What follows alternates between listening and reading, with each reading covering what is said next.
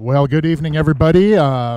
We are going live here. This is Mark Weaver in the booth, live at CRs Sportsbar, Coon Rapids, Minnesota. Race to 11 Scotch doubles tournament continues tonight, and we have Mike Pankoff and Matt Kregg versus Søren and Chad Plumley. Race to 11 BCA rules. And again, we're live at CRs Sportsbar. If anyone's out there, well, I see a few people on the stream. Opening fishing, it's tough, right? But if you want to shoot me a message or even post on the YouTube stream there for the chat, whether the volume's good enough, let me know. But also, I've noticed too that our teams are sitting on the wrong sides. We got red on black, or red on blue, blues on red. So I might swap that over real quick, so just sit tight. Nope, can't do it. What do we got here?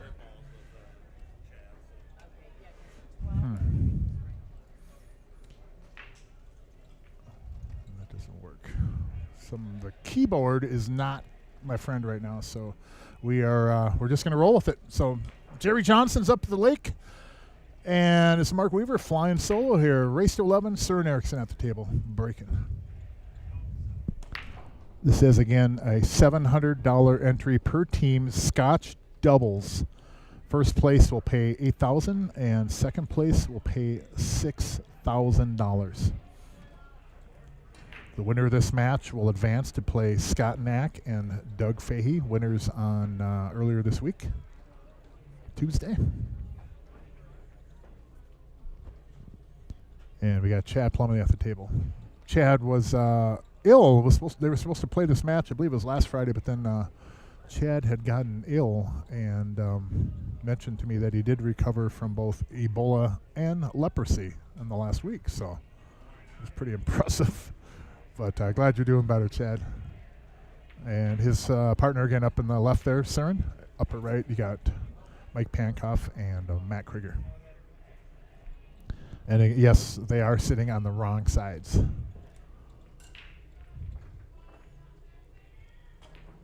Red is blue and blue is red. So sitting on solids here. Only real ball maybe to get a little bit issue with is that 7 ball, but there's plenty of ways to access that off the 7, maybe off the 5. You could even get there off the 6 now, but I don't know how big that pocket is up there by that 5 ball. It'd be nice to have that out of the way. And if you could get here and get in the side, that is not bad. I'm probably tempted to shoot this right now.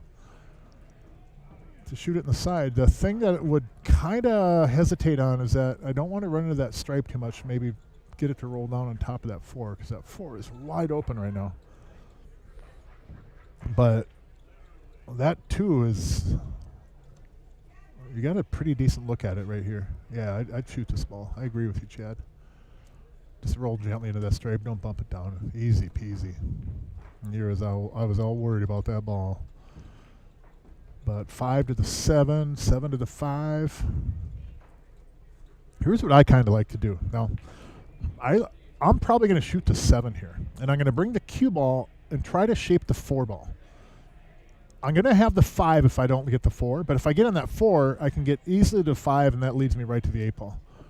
I kind of like that to solve all my, getting on the 4 ball. But it's so accessible. There's so many ways to get out here. And he's got perfect straight on that ball, so Chad just has to draw back like 2 feet and show me that this is a better route than I just suggested. Anywhere in there, you got to just be aware of not getting behind the 11 ball. Seems like he has he's pretty straight in, so I don't think he's going to run into the 11. Well, he's kind of worried about it, though. Maybe he's just looking at the line. But the 4 will, anywhere he's on that 4 is going to lead him right to the 8. Probably natural shape, too. And, slope. Yeah, plenty. Good shot. Very good. Simple stop shot, draw back at maybe a few inches if you want. And 8 ball goes in the lower right corner, straight in. And Chad and Søren here will start out with a 1-0 lead, it looks like, unless something catastrophic happens.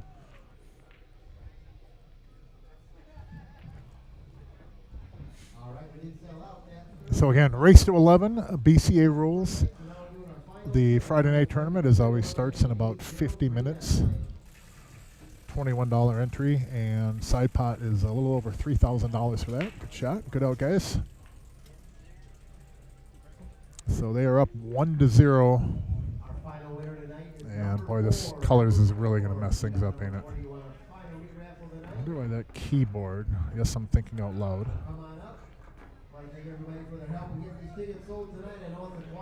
Oh, there we go. Now I can fix it. Okay.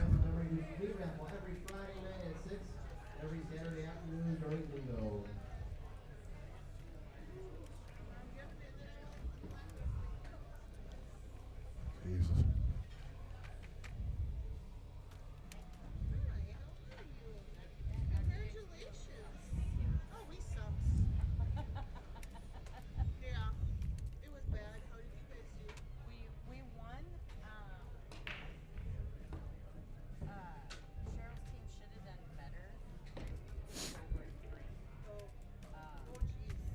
There, we got it. Oh, man. What a week, huh? So, Sir Erickson at the table, and I've got to switch this over here now that I got him in the right spots. 1-0, Cern and Chad on the lead. And Cern at the table breaking. Square at the head ball here.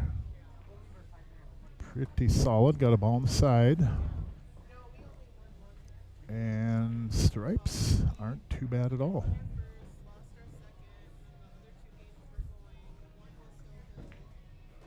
He could start with this 13 ball and then run into that 6, what is that, the 12 right there? Or the 15. He could run into those. Solids isn't bad either, but that 2 and the 4 are blocked by the 10 ball right now. So, you know, you can break it out maybe off that 5 ball, but I really don't see why you wouldn't take stripes here. Everything's sitting pretty open. A little back cut on that 13, just kind of nudge these balls right here. You don't want to hit it too hard into it and run the stripe over by that 311 too much, but it seems pretty safe right there. And then the 10 is, of course, accessible from a little bit lower on the screen, lower on the table there. 14 is very accessible. And those 2 stripes there don't have to be moved either, but if you're going to make that 13 in the side, they're going to move a little bit. And that's, you don't want to tie them up, but that'll work, I think. He's going to have to do a back cut on the 12, though, yeah, because the 15 did go over, and the 11 won't go now. So he'll take the 12 in the upper right corner and look for shape on the 14 ball. Now, the 15 does go, but the 11 doesn't go by the 15, of course.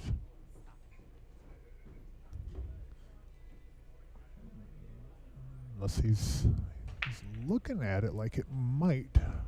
Boy, that's close. Yeah, that's actually pretty close. I apologize because I'm looking over at the table, and that 15, yeah, I don't think he can make that ball.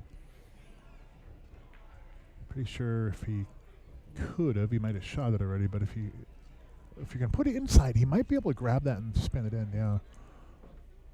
It goes. It goes. So that makes things a little bit easier for them. Gonna get on the, oh, plenty of room. Plenty of room, what am I saying? So now you're on the 10 ball. You could take the 11 in the upper right corner if you really want, but 10, the cue ball might get stuck down there. If he goes off the rail from the 10, it's going to slide up, catch the 2, then catch the 4. In fact, if he takes a 10 and comes out of there fast with some low left, he might even look at scratching in the left side pocket. I can agree with this 11 ball. Is he going 11? Yeah, I think that's probably the right shot because you shoot that 10, you're giving up that whole pocket, and you might not get shape. Yeah, he's going to take the 12 instead. You might not be able to get shape on a ball that you like, so. Good shot. Wow.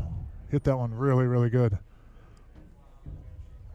14 to the 11. 11 take you to the 10, and then they just put on the 8. So, again, we're live here at CRs. This is Mark in the booth.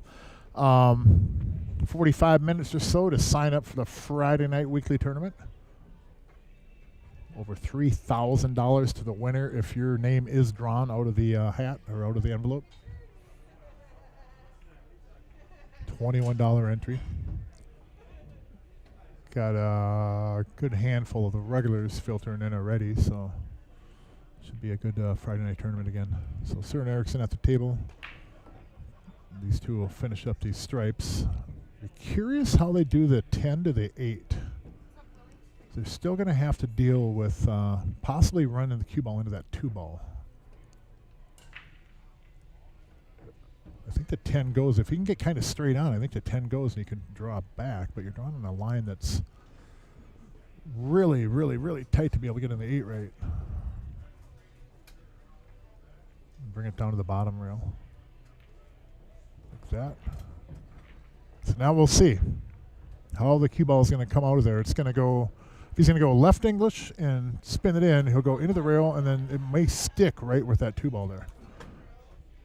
If it doesn't stick, it's going to hit the edge of that. It's going to hit the rail, crawl back up into the 4, and it'll stick right there on the 4, unless he hits this pretty firm. Got the rub that way. Well, that'll work. That'll work. Got a rub coming off the rail, off that 10 ball. That was good. And Chad will have his choice of the side or the corner. I forget which pro had always said you're supposed to shoot these into the corner because it's a bigger pocket, but I love the side pocket on a diamond table. So I don't know if that pro has played enough on these diamonds on the tables, but I love the side pocket on a diamond in the shot. But you're supposed to, I believe, shoot it up table. Side. Oh, going up table. Look at that, dead center. Man, what a shot. So 2-0. Early lead, race to 11. Mike Pankoff and Matt Krieger are doing what we're doing, spectating and watching the match so far. It was like 84 degrees in Minnesota today. 84 degrees. And then it rained and it cooled off. Then it rained and cooled off a little bit, yep.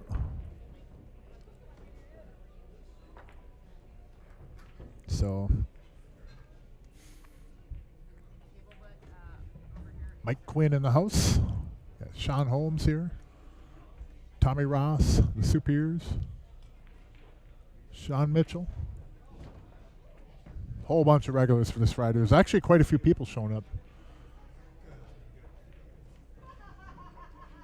So Søren at the table again, and that was a break and run, I believe. Good, solid break. Last break that he did, he pinched. You see where the 9 is on that rack right there? That 9 went in the side pocket, the right side pocket. The 7 is head ball. 9 in the side. See? Watch. Oh, just wide. Oh, just wide. Just wide.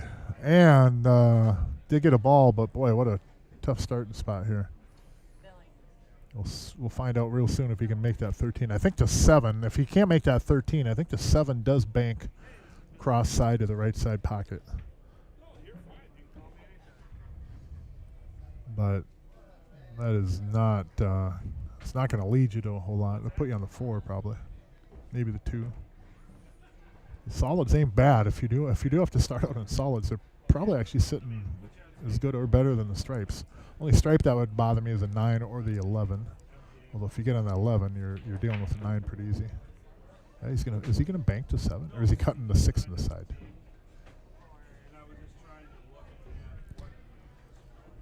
Cutting the 6 on the side. I like it on solids here. Back cut should leave him up on the 5 ball here. Oh, it's gonna come up a little bit hot, but that's all right. Good shot, man. That was not simple, but Chad has a way of making it look very simple.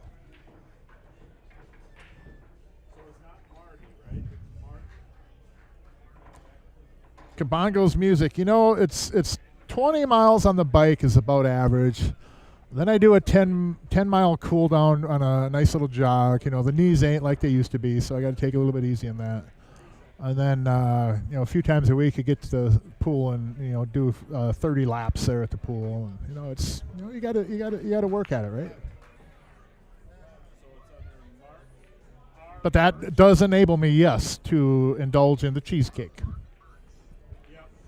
which will be coming up about the seventh. When we get around 7 games or so, that's usually like the 7-game stretch for us.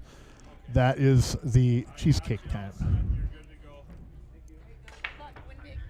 And I might have to order it here pretty soon because it looks like Søren and Chad are going to make quick work of this. Maybe they're trying to get up to the lake still and hit opener at midnight. But man, if he'd have gotten on that 5-hour right now too, they were definitely out. But we got to figure out a way now to get out.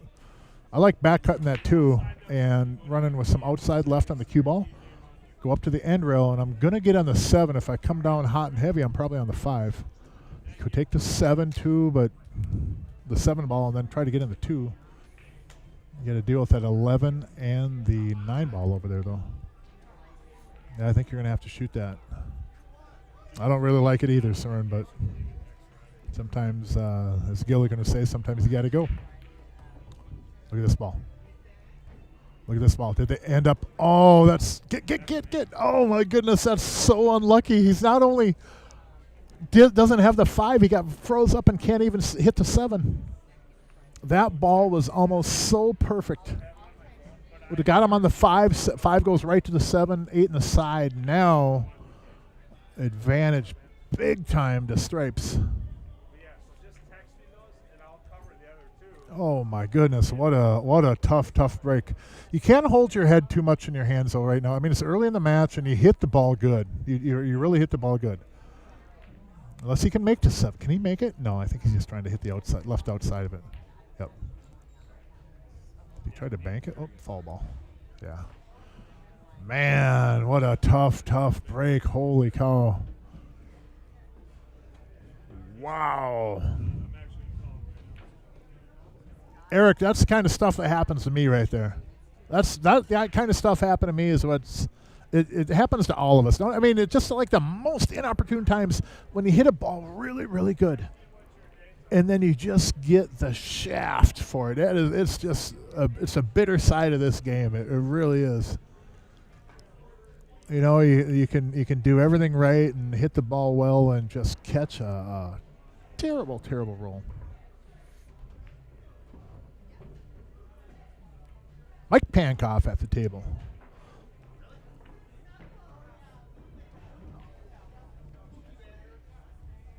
With ball in hand here. He's going to start on that 11. Open up that pocket for the 9. I believe the 12 will be used to break out the 15.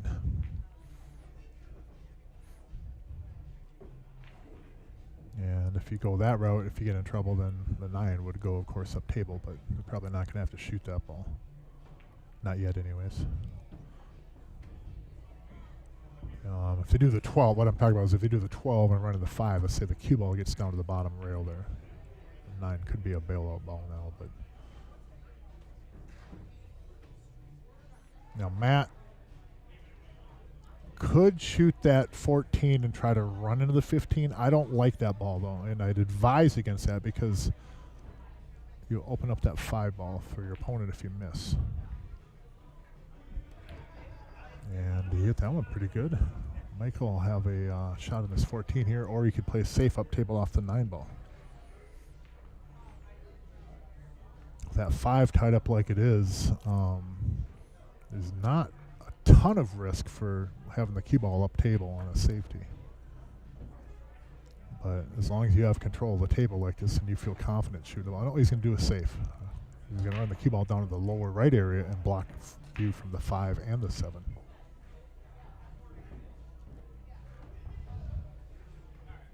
Oh. Good try, man. Good try. Kind of unfortunate there because now Søren should be able to kind of just elevate and stop shot and then pump the 5 over to the left side rail. If he could get a little bit more distance on this, he could almost try to bank it in the side, but I think he'd be happy just to do a good hit and not double hit this.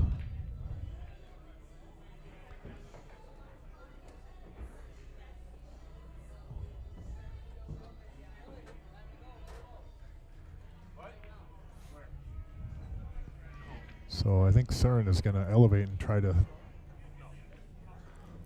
stop the cue ball right there. And put him on the 15 here for a safety.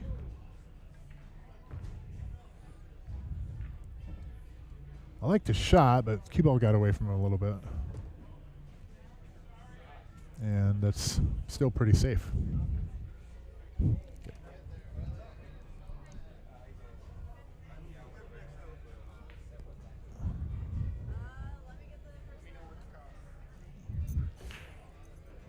So now Matt's got a kind of a tough spot right here. Søren had evidently in hindsight, Søren had a large room of error on that safety. A lot of room. Because Matt doesn't really have a pocket for a ball right here. Unless he tries to draw back maybe and get back down in that area with the cue ball. Yep, playing a safety and trying to get the cue ball back in that same area and hide from the 7 and the 5. Well done. Good shot. Good shot. Very done. Very well done. Yeah, worth a fist pump for sure.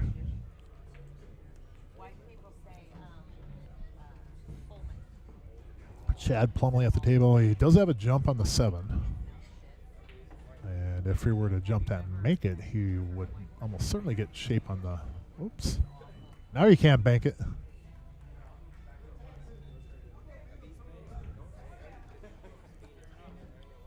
Yeah, that's what you get for hitting the ball. He's going to kick at it anyways. It doesn't change Chad's shot. He was going to kick either way. Maybe he doesn't like the jump to the left side, but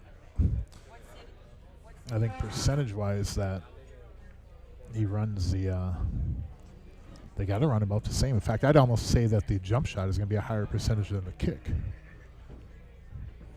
I know the jump shot higher percentage for getting shape on the 5.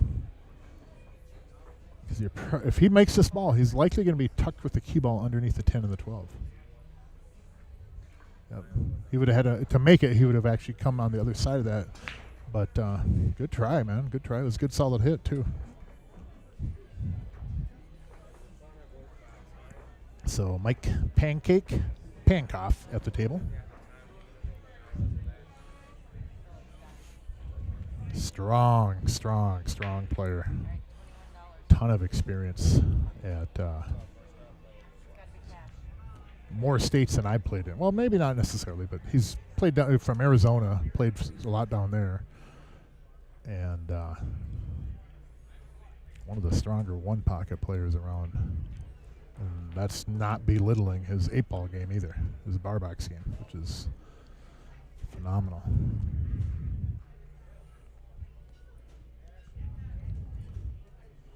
So, at the 9, I wonder if he's going to go inside and try to get on the right side of these balls, or come just over the top of the 10 with the cue ball, and shape the 10 and the 12. Oh, he did go inside. Look at this. Look at that shot. Very nice. Now, Matt's got kind of an angle on this 12 ball here, so I shoot this and I go up for the 14 and come back for these balls. The bummer on that plan, though, is that the 10 doesn't go by the 15, so you're going to have to come down for the 15 off the 14. I'm just saying that from the angle I'm looking at. He might have an easier angle on this than I think, but if he can bump the 10, that'd even be great, because then he'd lined up for, just like that. Yeah, beautiful. He had a better angle for that than I had first saw it. So, but Shane and Travis Jackson in the house. So that makes it a lot easier. And it looks like Mike and Matt here will punch their ticket for the first game on the board here. Well done. Like maybe a little bit more of an angle on that, but they've showed me that I don't know what I'm talking about so far. So let's roll with what they're doing. Do what Mike does. I remember the last time that these two played, Mike put Matt, and Matt puts himself on straight and 8 balls a lot too, don't get me wrong. But in that match, I was commenting over and over about Mike, he would continually just put Matt just straight in on 8 balls, and that's much respect, because it makes it a lot easier when your opponent leaves you like that every single time. Maybe I could do that for my partner more often.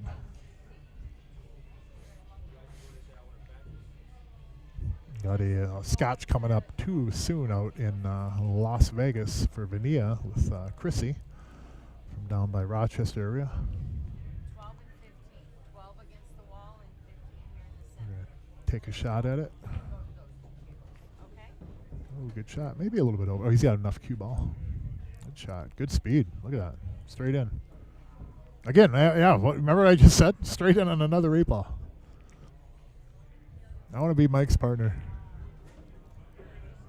I can make most of these, I know. Good shot. Good out, guys. Good out. So they got on the board just 1-2 from their perspective, and we're at a race to 11. BCA rules live at CRs Sportsbar in Coon Rapids, Minnesota. Got a good half hour to sign up for the Friday night weekly still. The always incredible Leslie Noonan is in the house, getting that rolling.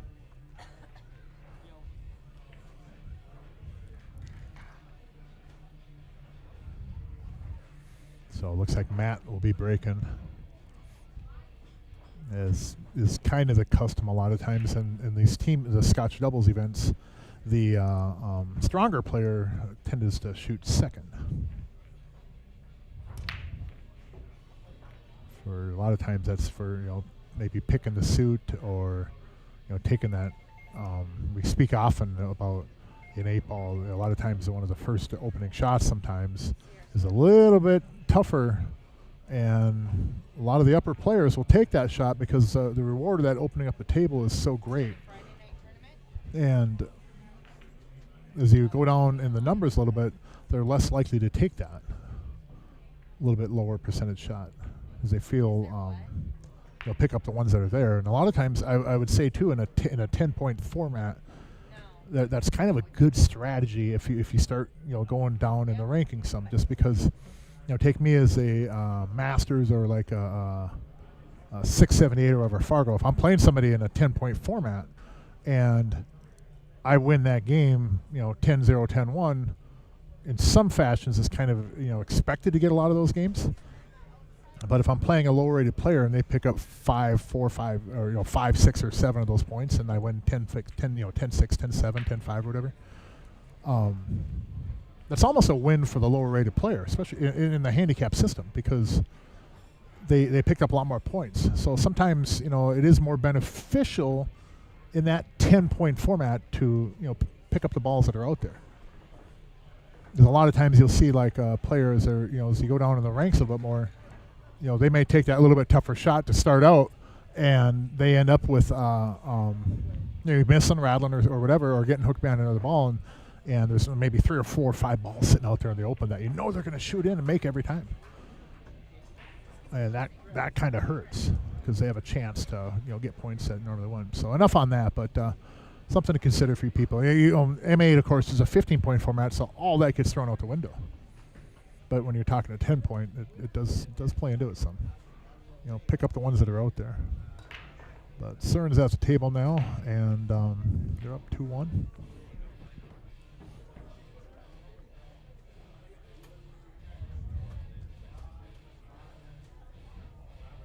Methodical player, but he's also making a lot of the right decisions, so I applaud him for it.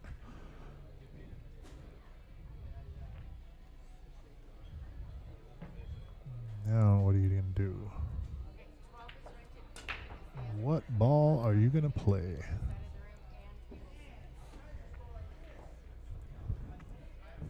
He's going to... I don't know. I don't think he has to curve it. Oh. That was pretty straightforward. But there's something about that he was trying to figure out. And here's what I'd like to do here. I'd like to take the 3. And then take the 6, but slide over and get on the 1. And then I think the 1 will get me on the 7. That's one option.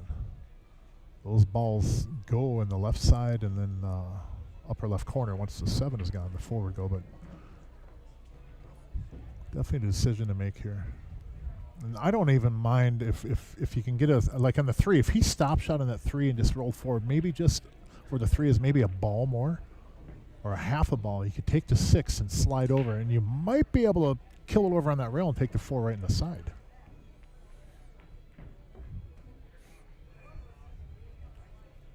I don't think you're going to bump into him by running back.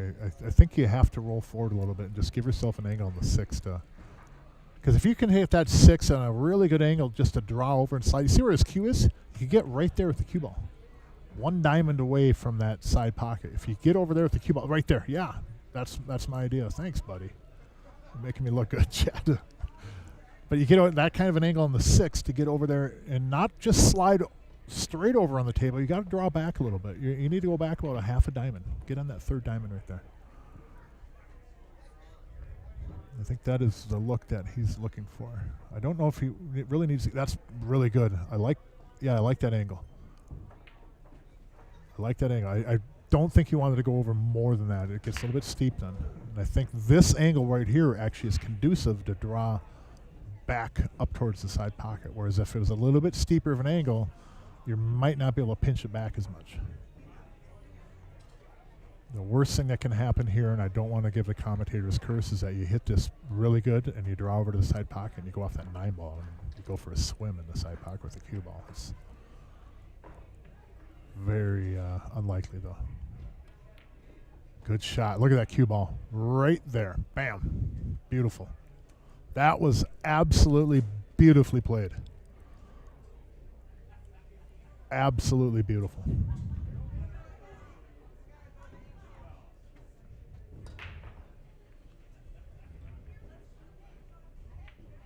Man, that was beautiful, beautiful shot. Now, if he has a little bit of an angle on this 4, here's what I'd like to do. I'd like to bump into the 10 ball with the cue ball. Because if I get the 10 ball to move a little bit, then I can stop shot the 7, and then that window, or that path going from the 1 across the table right through that 10 ball to get in the 8 in the lower right corner pocket, that opens up then.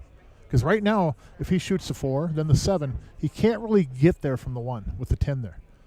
But if he punches this 4 in and just runs into the 10 and bumps it to the other, if you do a line like between the 7 and the 1, if he bumps into that 10 and just puts it on the other side of the line, then the 1, it's open. You can just shoot the 1 and go right across through the path of the 10-7 and get over on the 8 on the left side of the 8 ball. I really like that. I've talked Chad into my last couple of shots, so maybe we'll see if he does that. He might be too straight in on the 4 ball to actually do that, though. Or draw back into the 9. How about that? Draw back in the 9 and make the 9. That'll work. And I think the 7 does go in the lower left corner, too. So if Søren can get back off that rail enough to... It's kind of dicey, though, because if you go too far, then the cue ball is going to go over to the right side of the table. And you got to be, like, right there. You almost can't go too far. And if you come up short, then you're not getting down there either. So Søren's going to have to hit this one pretty good. He's got a ball, maybe I would say a half a ball or a ball in that area of margin of error, which isn't much.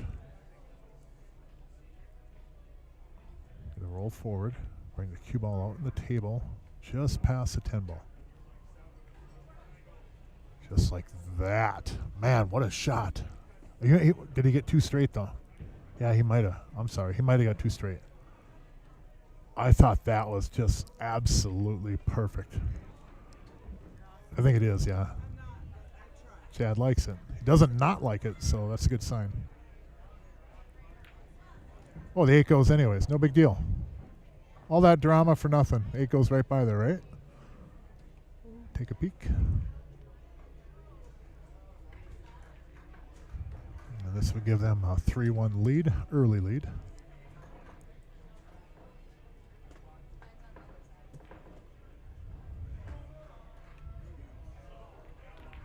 Good shot. Nice out, too. Well done. Well done, well done. 3-1, race to 11. Live at CRs Sportsbar. I'm sorry, I was looking at Leslie has this creamy lobster baked potato recipe up on the laptop over here. I'm talking about the match, and I'm going to see a red lobster. Oh, that is so phenomenal looking. Wow. I'm sorry. But 3-1, race to 11, BCA rules live at CRs Sportsbar. We got about 20 minutes before the Friday night tournament kicks off. And again, about $3,100 or somewhere in that range for the jackpot side pot. $21 entry, $1 of that entry every week goes into the jackpot fund, and whoever wins the tournament, they take the name, and if the number that was randomly selected is that player, they win the jackpot. And it has not been won yet. That one may grow to, really with the statistics, that one may grow to several $1 million before it's actually won.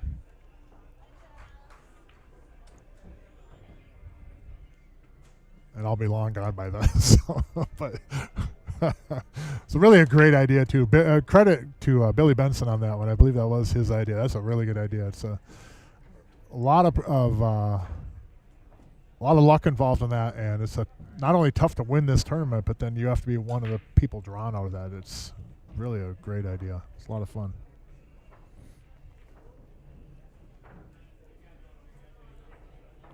So we're about 40 minutes in, 3-1, race to 11. Upper right corner, you have Mike Pankoff and Matt Krieger. And upper left, and at the table, of course, is Chad Plumley, and then upper is Søren Eriksson.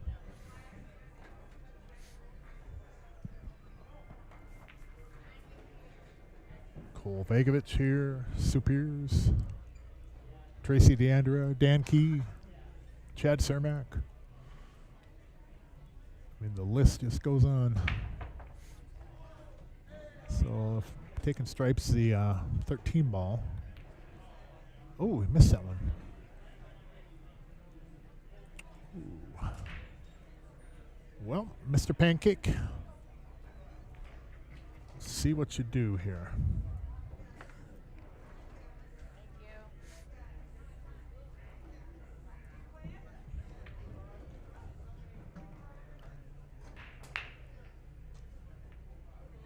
You want to learn some pool. You watch this guy right here.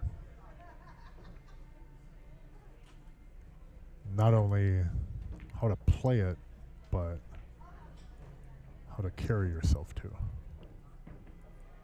I have a ton of respect for this man. Plays one heck of a game of pool. So let's see here. 6 ball is an issue. The 2 and the 1 have pockets. The 3 does go to the upper right corner. If he could, off this 4 ball, get the cue ball. You see where his right elbow is? Oh, now he moved. But about in between a diamond and a half. If he could throw this 4 ball in and get the cue ball over there and get an angle from the 3, he could run over into the 6 ball, but I don't know if he can hold this ball enough to get that angle, because he's going to be going right across the line, and it's tight. Probably better off running up into it, actually. Tell the Pancake Man to, ouch. Then tell the Pancake Man to get him on the 6. Where's your other seat? We only brought one up, but you have to go grab one real quick. Mr. Jason Sapir hopping in the booth. Thank you, sir. Hello, everyone. 3-1, race to 11. Søren Eriksson at the table. And they are on stripes. How's it been so far, Mark? Pretty steady, you know. I think these guys have put together a couple of table runs. Nice. And, usually in these matches, it's always, someone gets out a couple of games, the other one comes back, then this one goes ahead, then this one comes back. Oh, yes. Yes, indeed. Very rare do they actually just, somebody run away with this. Was there 2 matches during this week, or was just the Tuesday one? Just the Tuesday one and then this one. Okay. There was going to be I was going to be in a match on Wednesday, but he had forgotten that they have Hank leagues. And Austin won on Tuesday? Yes. Yep. They're a tough beat. Those 2 play really good together. They are tough, yes. Austin's got a monster 8-ball break. I don't know if you know that or not, but Yeah, we've been talking Yeah. about on here on a regular Yeah. basis. Yes, he's got a very strong break, and those two play very well together. Yes. They feed off each other a lot, and Well, yeah, they grew up playing together, you Yep, know? that's really, really, really cool to see because they just play Yeah. so well. It's fun. Good breakout. 6. I Stays like out of the way. seeing Uh-oh. our young competitors play well. Look at this here. I don't know if he can make that 14. Yeah, he can make it, can he? No, he can't. He can cut the 15 Cut by the the 6, 15. though. Yeah, but the cue ball is going to start running a little crazy after that. I I'm think going to try to run You into the push 3 this ball. with a little inside English on the cut, and you run over into the Yeah. 3. You want to hit on the upside. Hit it square on the upside of it. Yeah. Maybe. Well, there's a scratch on the side, and there is a scratch in the corner, though. You want to hit that 3 full. Yeah, I think you want to Push hit the it full. 13 If like you a go up, bank. if you go upside, you might go off the 4 into the side. If you go down, you might go off the 3. You might into even the just corner. go center at this. See, scratch. Watch it. Oh, baby. Oh, jeez. Got dicey. I wonder if he can make that all the way up in the corner, the 13. I think it goes, but the 9 and the 10, A little wonky. they won't go up table. And he will be able to get in the 14 from here, though. But then he'll just have to go around 1, 2, What do you 3 think rails. about leaving that cluster down there with the 3 there and playing the off the rail, off the 9 cut up in the corner by the 1? Well, I like the 13, and then take the 14 and go 1, 2, 3 rails and get up table, and then Sure. shape the 10 or the 9. You might even you might have a long shot on the upper right side rail there, but you're going to be straight in either on the 10 or the 9. Mm-hmm. But you got to make the 13 first, which doesn't always lead you to the good angle to go 3 rails. Because if you go 3 rails off this ball to the left side rail, it's going to go up. You're going to be up Right. table pretty good, but you have to get up there too. Yeah. And that depends on the 13. That angle might actually slide the cue ball over to the left a little, and that makes that shot hard for the 14 Yeah. to come through those. Because then it brings the 6 into play possibly, Mm-hmm. and then you're really in trouble if you get stuck over there. But it could be a See real. what's going to happen here. Looks like is he going up table He's now? going to stroke it with top, like you said, and come up to it. Oh, missed it. Oh, there's an angle to go 3 rails, but They got work to do here, though. yeah, Left 3, him 4. pretty straight on that 6 to do anything to get over for that 3. Ideally, it would be nice to shoot the 6, get over for the 3 up in the corner, and then you're out. Yep. Does the 3 go in the side? I don't. It goes up in that corner. Does it go on the right side? Because it might be accessible to go on the right side, or draw back and just get on the 4, and then I don't really like that either. Because Yeah. getting from that 3 up table isn't always a guarantee. Right guys at the table for this shot, though. Mike's pretty savvy. Yeah, Pancake will probably figure this one out. Whatever your question is at home, I don't have the answer. Jason might not have the answer, but this guy will. Mm-hmm.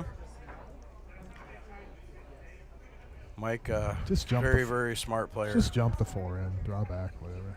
No big deal. Don't jump the 4. Is he going to go up table and get on the 1, 2, and then come back for those? Or can he cheat it and go follow and get a couple rails over? No, he's going to draw all the way back up table. Or the 4. Nope, up table. It's all right. Yep. Now, Matt. Does the 3 go by that 14? That's what I was just looking over at the table to see. I couldn't tell from the camera angle. I don't think You know so. what?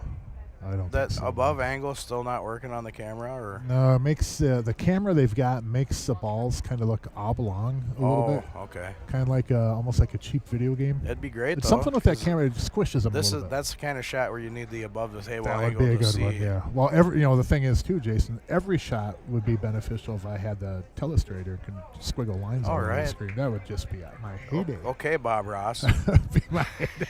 It'd be painting landscapes up here. Oh, Oh, man. Well, if the 3 does go, now would be a really good time to shoot it, but yes, sir. I think it does. Nope. No, he's going to take the 4. I Now- like this. I like this shot. It's a speed shot. Does the 3 go You in just the play left it- side pocket? You play that. Is it the 4 or the 5? The 5, 4. the pink one. That's the 4. You play the 4 on the side and hopefully rub the 10, and you shoot the 3 up in the corner left. Yep. Well, I think you look, too, if the 3 will go on the side. in the left side pocket. Oh, yeah, or that. Yep, either If it way. goes by there, that's I mean, hell, he could come underneath the 3 and shoot it in the right corner could pocket, slide too. down into his draw and just bump into it. He's got options here. Take it in the left corner too. Yeah, he's got a lot of options, don't he? That's a pretty good one right there. Especially sir. if that 3 goes in the Yeah. side. Absolutely. Man, hit that one good, Matt. We'll find out. Mm-hmm. Ooh, looking at it a little bit longer though. But what we were talking about earlier, it's a lot of fun seeing what, pretty much they used to be junior players. They're almost out, getting closer. It's fun seeing them succeed. Yes. Yep. I know, I'm sure you saw, but Man, good Kennedy just got sponsored by Pea Shower. Pea Shower. Yeah, I seen that. Congrats to her. Yeah, Kennedy, that's- congratulations. Hey, that's awesome.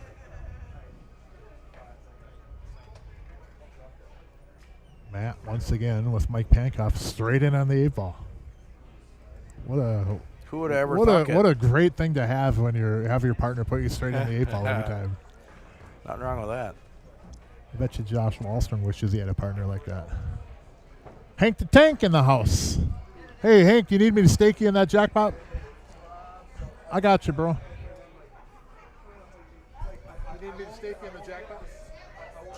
I got you, dude. What's up, Josh?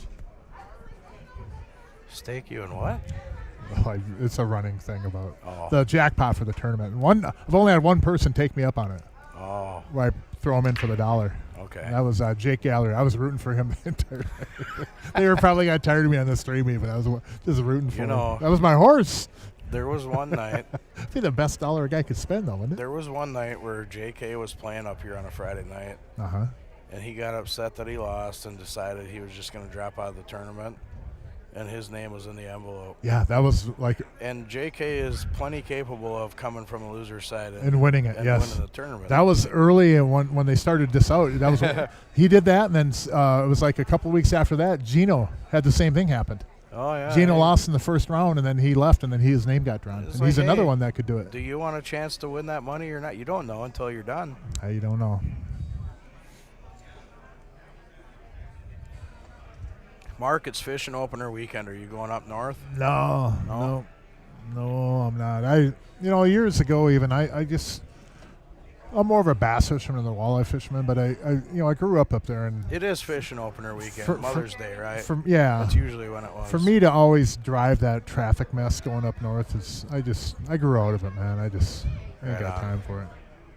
You go up like 371 or 10 or so. I mean, it's just clogged. Oh yes. We're shooting solids here. Rookie weekend is what we call it. Rookie weekend. Rookie weekend. Well, you could go sit by the dock and just take videos of people, how many times it takes them to back their boat. Well, I could have Jerry drive me up there, and I could jump out with a parachute and land in my or right, you too. fly you out, yeah. That'd even be better. There you go. Just hop out and Put pop a GoPro on you. And put a GoPro on me, yes. I got all kinds of great ideas about Jerry and his plane. I got tons of ideas. My favorite Doesn't seem to be on board with them yet. My but favorite I'm working idea on it. is, why doesn't Jerry fly us to some cool pool tournaments that are, out in different states where the drive sucks, but the flight would be great? Well, that's Jerry, if you're listening, the question. there you go. Here's another guy that has great ideas for Jerry and his plane. Yeah, absolutely. I'm sure Jerry's just wondering, God, if I wonder if a couple pool players would just come up with some ideas. I don't know what to do with this plane anymore. Yeah. Well, me and Soup got it figured out for you, Jerry. You can only take so many people flying for just leisure. Exactly. Yeah, exactly. Eventually, you got to do something. You got to fun. get more value out of it, right? Yeah. I would agree. Yeah. I would agree. Now, I think he can take this one. Yeah, he can make the 1 and run right in the 7 ball. And I don't think he has to run into the 7 the ball. The 5 will be right there if he does. He's just got to lay up and play a stop shot on the 7 to get to the 5, just like this. The slow roll it right in there? here. Oh, okay, sure. Because he can shoot that run into the ball 10. does go, yeah. And he can stop it on the 10 to play shape for his 5. Absolutely. What table you So he's got to get on the forward and come back across and get in the 8. Then the 8's a tough one because I don't think it goes past that 12 ball in the corner. No, in the lower right. It's tight. No.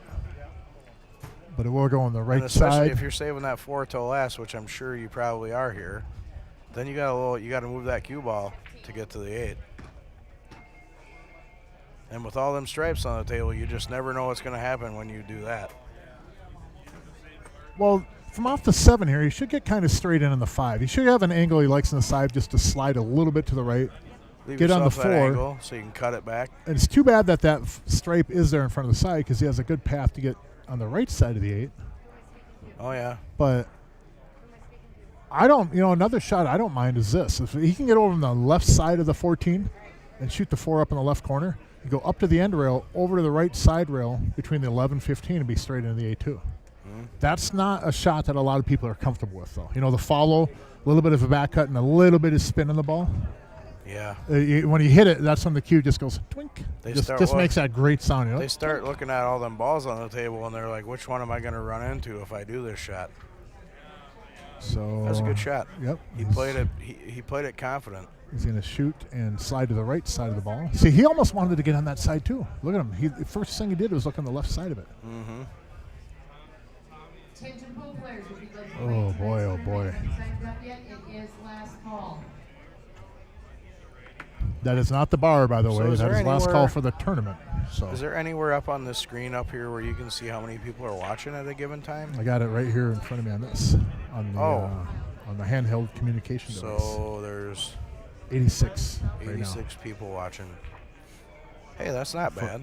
Opening weekend, 85 degrees again. Yeah, that's pretty good. It was 85 or 84. I'll call it 85. He wrote you in Oakley. And then a little bit of rain and cooled right down. Why aren't you going fishing? Oakley either, right, Sean? Long week of work. Yeah.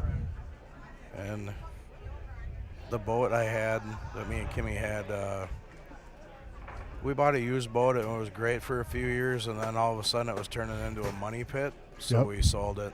Gotcha. Oh, No. he is going to try to get that right where I was talking. Not only could you follow ahead to the upper end rail, you could draw back and get over the right side rail too. So he Yeah. is going to get to the left side of the 4, or left side of the 14, I should say. And right there. Ooh. Oh, Nelly. Well, here's the thing. Low right. He's all right. Come over to the side rail. This is just, nice In between the little, 11, 15, right? nice little stun.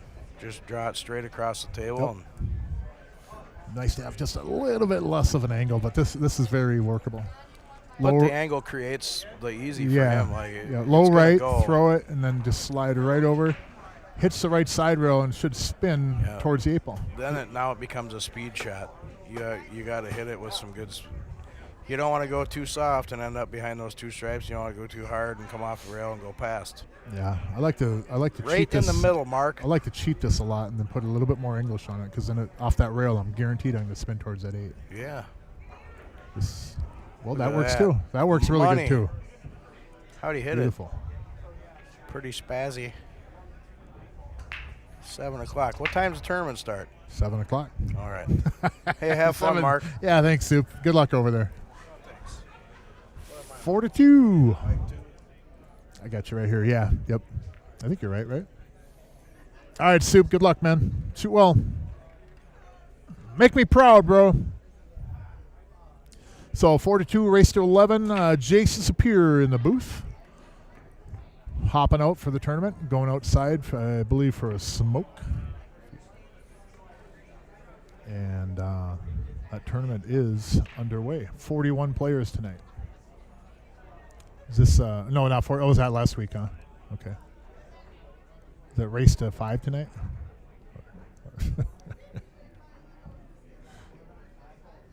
30.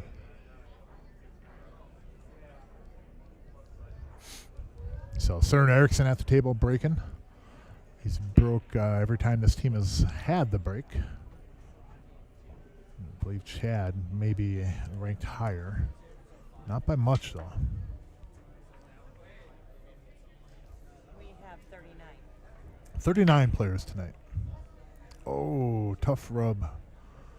Cue ball scratches. Again, BCA rules. You can put the cue ball anywhere on the table on a scratch. So you got stripes are workable. Solids are tough. Got to deal with a 6. Got to deal with a 4. 5 goes, but if that 6 went in the upper left corner, then I'd actually like solids. Well, he likes solids. He likes solids too. Huh. Well, technically, he could shoot the 6 and slide the cue ball over and just bump that 11-4. Or he thinks the 4 goes. Which I think it does from where the 2 is. Back up about a ball's length there. Then the 4 will go in the lower left corner, too.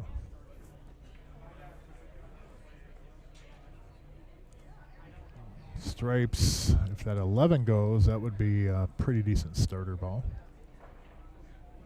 Then maybe run the cue ball into the 15 with follow. What's he shooting first here? He's going to shoot the 4 first.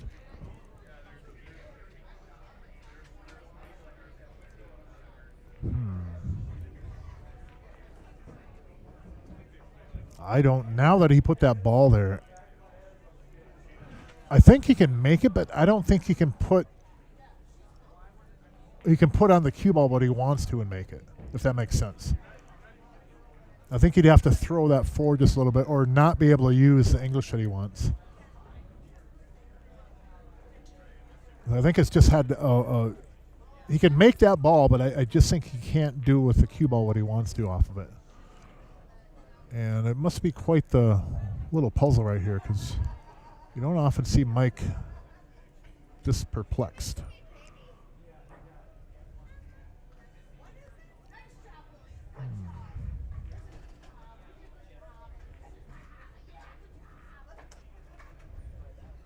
I don't know if you're supposed to measure with that. I might be wrong. It's not uncommon for me to be wrong, but I don't know if you're supposed to do that. Put the cue ball down and see if it goes. See if there's room for something to go by like that.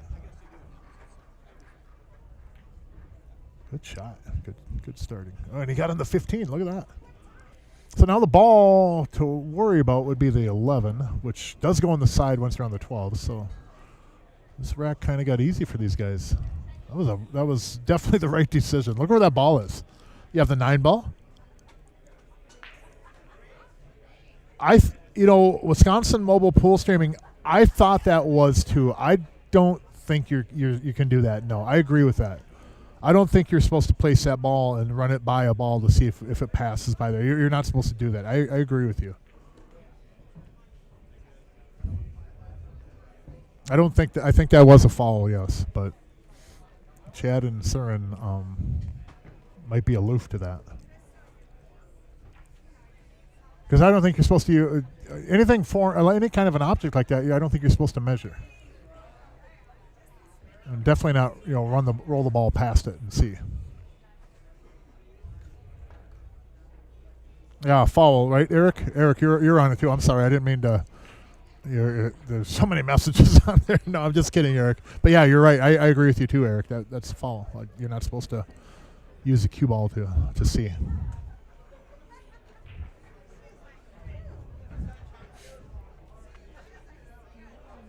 Interesting.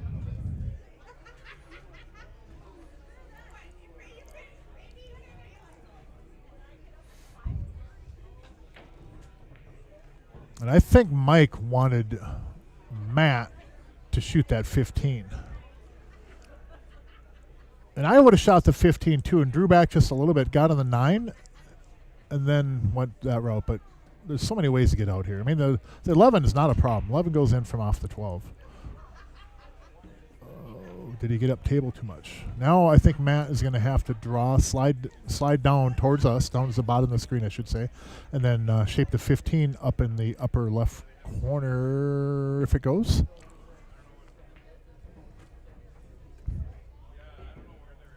There ain't much room there.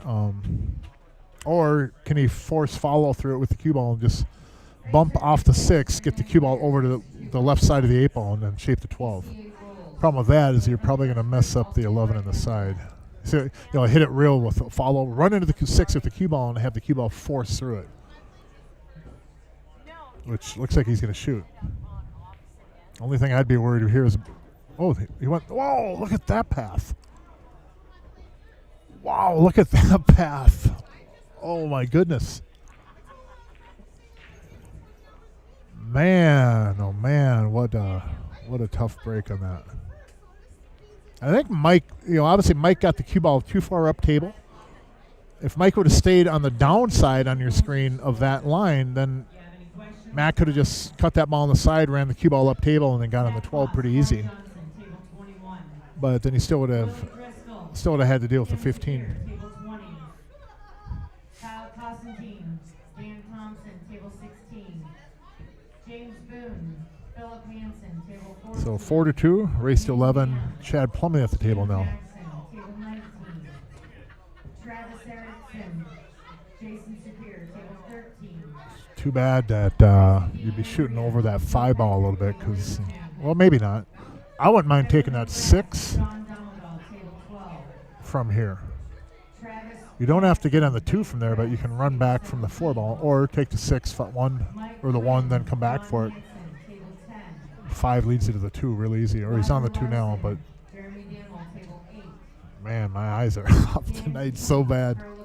It was a long afternoon. I went to the circus at another venue, and James Pearson. I don't want to get into it, but man, what a clown show. You didn't hear your name called, you either have a bye or you are waiting for it. I was so happy to get back here and played a few games with JK and some one pocket and stuff, but yep. So Chad Plumley at the table. They're up by 2 games. You are on table 12. Oh, banked that ball. Oh my goodness, that was a big pocket up there.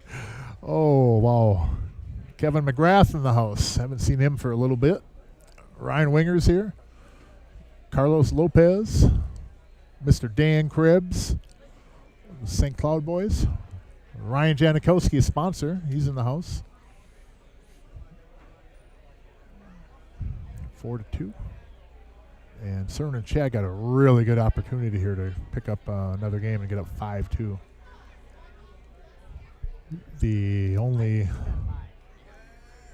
Take that now. Take the 6. Gets you on the 1. 1 gets you right to the 5. 5 is easy to get on the 8. Just a simple stop shot. Good shot. You are waiting. Good shot. Good shot. Yep. Are you in a match right now? Yeah. After.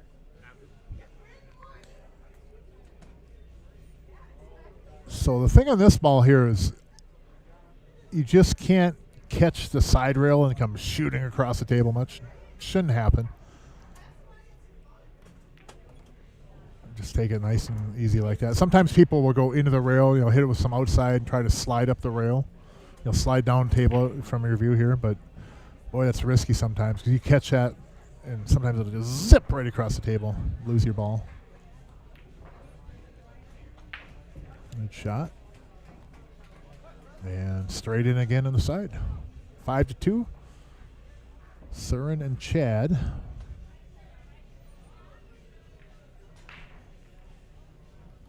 Very well done. Nice out. Nice out.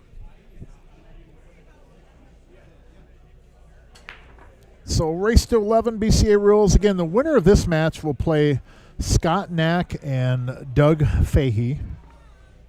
And the winner of my match with Josh Wallstrom, my partner, will play Jason Hollenkamp and Daryl Schomer. The winner of that match will go on and play Hank the Tank and Austin. So Daryl Schomer and Jason and myself and Josh have to get in the ring, and then we'll have our final 4 teams, depending on who wins tonight and who wins the next one. Again, first place does pay $8,000, second place $6,000. Sponsors for this edition of the Scotch tournament, the Scotch Challenge, is O'Keefe's Collision, Auto Body and Paint, Mr. Dave O'Keefe, the Action Man. Primo Roofing, Siding, Gutters, Windows, everything you need done, Mr. Nick Hansen. Monticello Auto Service, that's Ryan Janikowski, who I had just mentioned, and Frobix Towing, of course, light and heavyweight towing. Give them a call, and of course, big shout out to Jerry Johnson and CRs and the CRs staff for everything they do for these events. A big round of applause for all of you. And again, he pinched that 9 ball, the second ball in the rack, pinched it into the side. And he put the 7 ball on the top too, and the 9 ball in the same spot each time he's racking. But that 9 is pinching over there. He's hitting that just great. The second row, get that ball to pinch into the side pockets. I think that's the right term, pinch. But that's the ball that he's making most often. He's making that ball. Now, solids is really, really, really juicy here. Look at these balls. Barring a any kind of just a really mistake on this one, they should be up 6-2 here. Pull the back out, pull the ball back off the one ball here. Just draw it, pull back, and man, it gets pretty easy. I'd shape on the 5, yeah. Draw back from the 1, just get back maybe about a foot, get on the 5. 2 goes in the side, 3 goes in the left corner, 6 goes in the corner. That's a good spot right there. That'll work.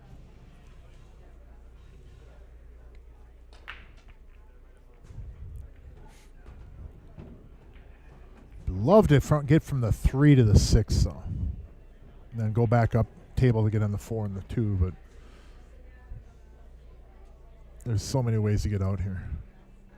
There's so many ways to not get out too, but we won't talk about that, even though I mentioned it. So left English on there, come back. And 4 does go down in that corner. I almost cursed him again. Almost cursed him. I think it goes, don't it? It's tight, but yeah, it goes. You could back bank the 2 into the left side, but that's kind of a challenging shot. I don't think he shoots the 4 and lays it, tries to rub it off the 3. Surprised Chad didn't bring the cue ball just back out in the middle of the table again and get another look at that 3 ball, because the 3, if you get on the 3 and then to the 2, that gets you down to the 6. Or the 4. If you get on the 2 well enough, you can get back to the 4. The 4 just, it's just a draw shot. Or he's going to back cut the 2. That's even better.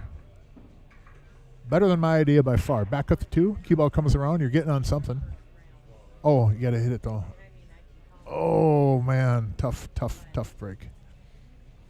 Tough break. And that was a table that, they had to do a little work to get out, but very surprising that they didn't finish that one up.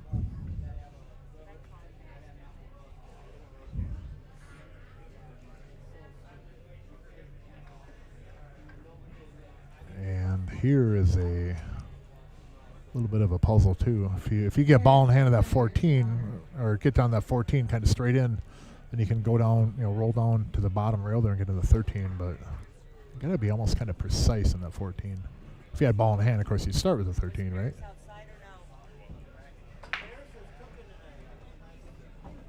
I like it. I like it. 15 in the side, roll forward, get on the 14, and then Pankoff here will get Matt Krieger on the 13. If you shoot this 15 ball, you don't want to be on the rail. You want to come back out almost straight on.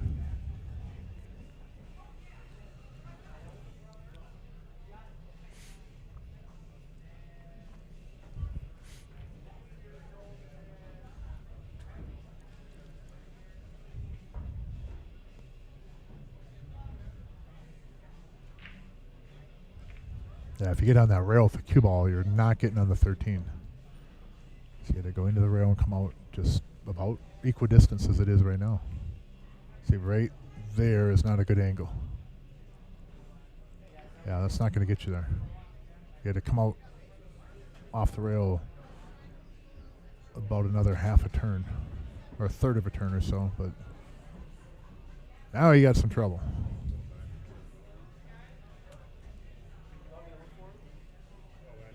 Now you got some work to do.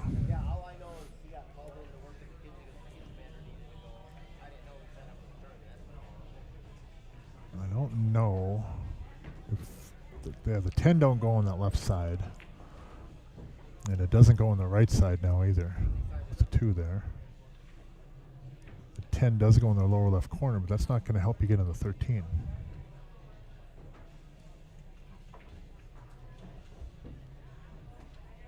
Oh, let's see here. And I don't know if he can punch this ball in firm and bring the cue ball over to the right side rail, lower right side rail, and then down to the bottom rail and into those balls. I don't advise it because you're probably going to push the 6 over too. So, see what I'm saying? If you go down and make this in the lower left corner, cue ball goes over the lower right side rail below the 8 ball, then snaps over towards that 6-13. I think you're going to possibly push the 6 in the way anyways.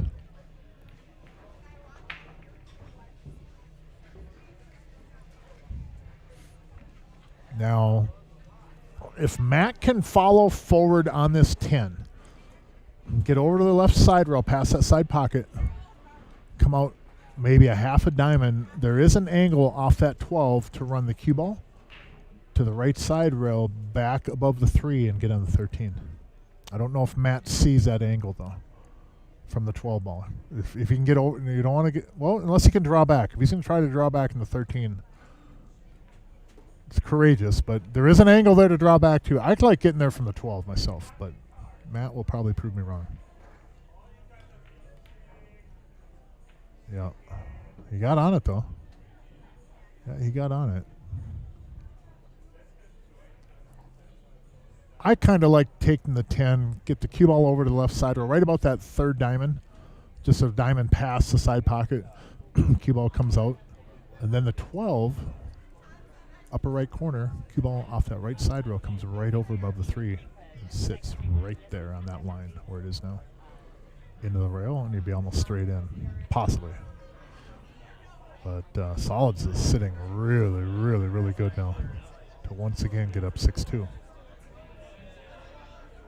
I don't think you need to play safe here. I think he could take the 2 and then draw back or even get up to the upper end rail and then go over the left upper side rail and then shape the 4 or the 3. Just up past the side pocket. I'd love to be there off the 2 ball because the 4 or 3 gets me down here to the 6. And he does have a safety here if he wants to roll into the 6, cue ball off the bottom rail into the 13. Just kind of nudge up on it, but I don't like that. I'm shooting the 2 here. Shooting the 2, going up to the upper end rail, and then over the left side rail, right about where that chalk is on past the side pocket. That's where I want to hit the cue ball off the 2, or draw straight back over there.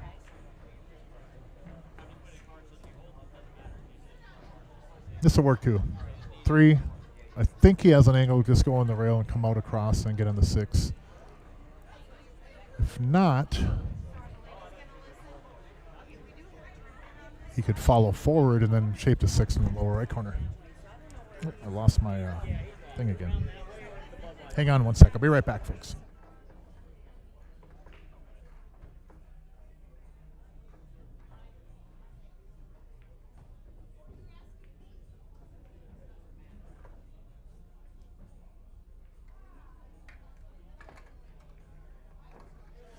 All right, equipment repaired. So Søren Eriksson at the table. They're on solids. The 3 does lead to the 6, I think, on either side of it. A little bit touchier going to the left side of it, though. That, ooh, boy. He's got the 4 on the side. Not a bad spot to be. Be all about speed. Cue ball's got. You see the chalk on the right side rail there, above the right lower side pocket or corner pocket. You see that chalk? About 2.5 diamonds up. The cue ball's going to hit right about there. Going to hit right about where that chalk is. The upper chalk. Oh, he hit it with the inside and killed the ball. Oh boy. Yeah, that should be sold now, but I'm surprised he went that route. I think he was afraid of running into the 12 with the cue ball, but I think he had room there to hit it thin and then use some right English and then shoot over to that right side rail. But it's easier over here in the booth. I mean, I can say that that's easier, but it doesn't mean it's accurate. It's a way different look when you're at the table there, and not only at the table, different view, perspective, etc., but you're also under the lights. You're on the camera, you're on the stream. I mean, as much as we kind of, sometimes get used to be on the stream, we're still on the stream. And for some people that can shake you up. Some people concentrate more about the stream than the game when they're playing, which is a vicious thing to get caught up in, because then you might as well not even be on the stream table. So this should pull them within 2 games here. Good shot. And once again, Matt Krieger is straight in on an 8 ball. Thank you very much, Mike Pankoff. Straight in 8 balls. Very good. Very good, very good. So 3-5 now. Mike Pankoff and Matt Krieger trail by 2 games. Race to 11. BCA rules.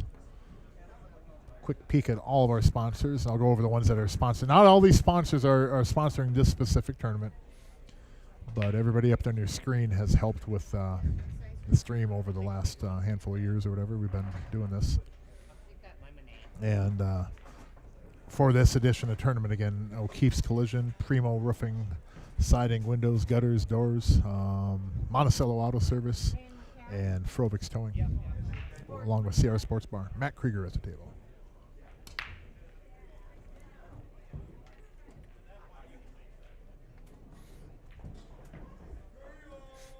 Got a ball.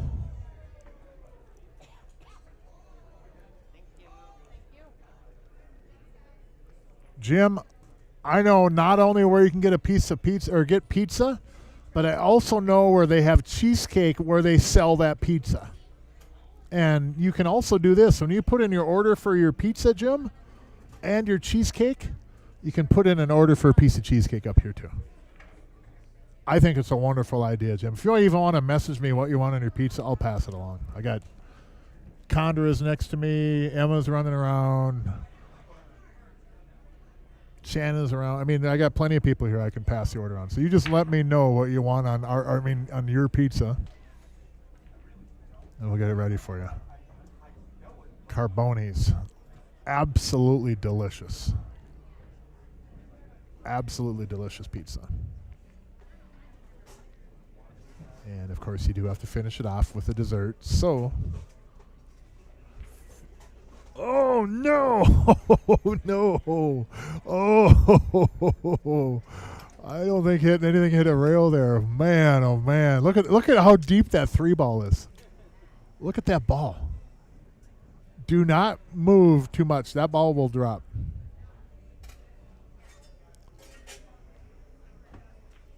I don't know what that V word is that you're talking about, Jim.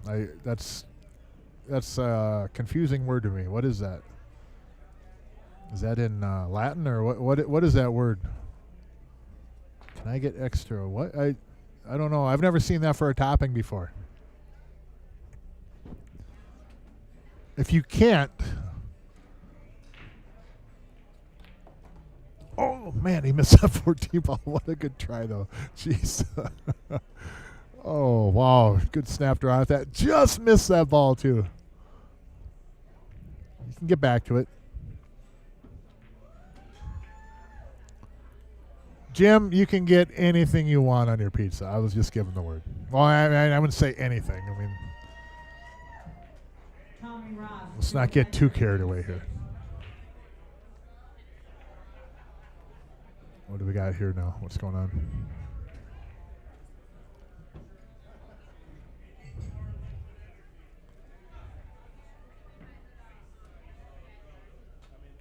Oh yeah, 3 dropped. Yeah.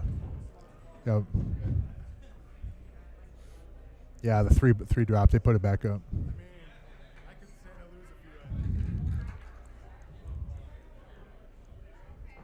No, Søren, you're just fine. Why is it always the slim people saying they could stand to lose a few? Oh, that sounds beautiful. You could stand to put a few on, young man.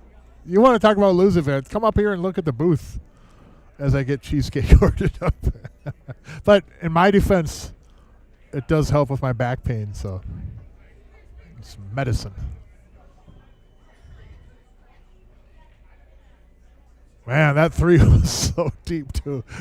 And they got it kind of right back where it was. In fact, I think when Pankoff shot that ball, the 3 was actually deeper than it is right now. So they're going to have to navigate the 7 ball and then also do something with the 5 ball.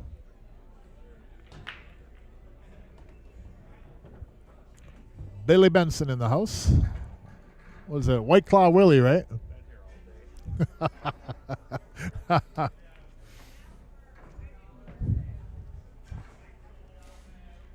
One hard-working man right there. Does a lot for pool, Billy Benson.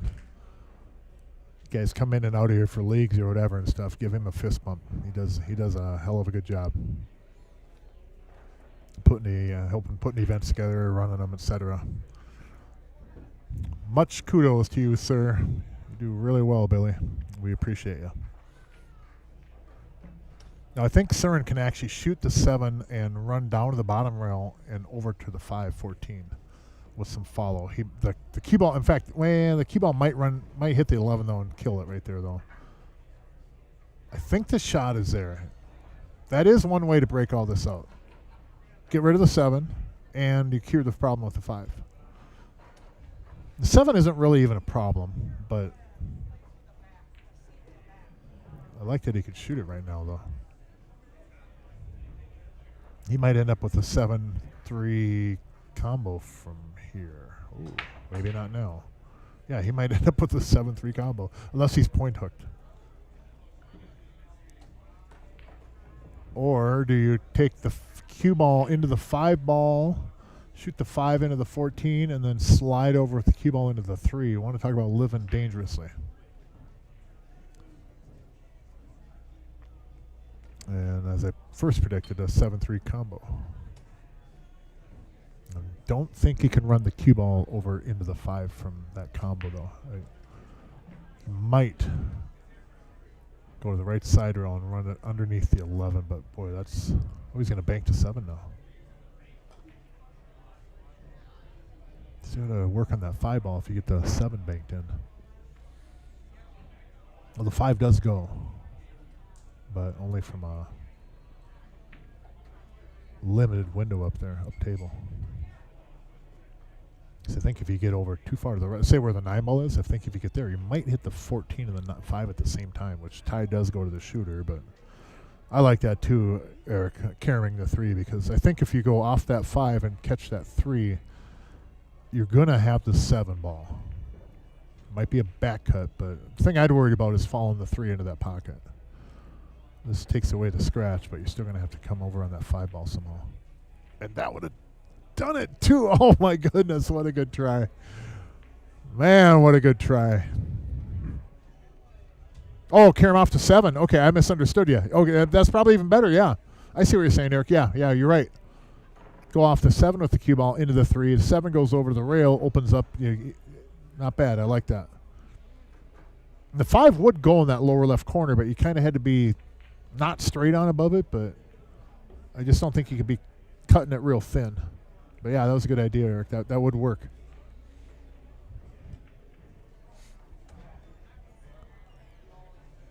So Matt, starting on the 13 here, should just be able to go to the right side rail and go up table. I think that'll work. Whole bunch of stuff to shoot at up there. Could have been in the 9. You always had the 15. Straight into the 11 right now. Take the 11. 11 puts you straight into the 9. Right there.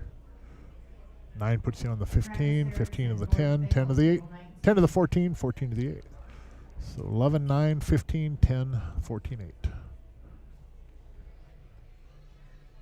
Harris Piles, Shane Jackson. These balls are so open too that if you lose your angle a little bit, you can shoot them in any other order too.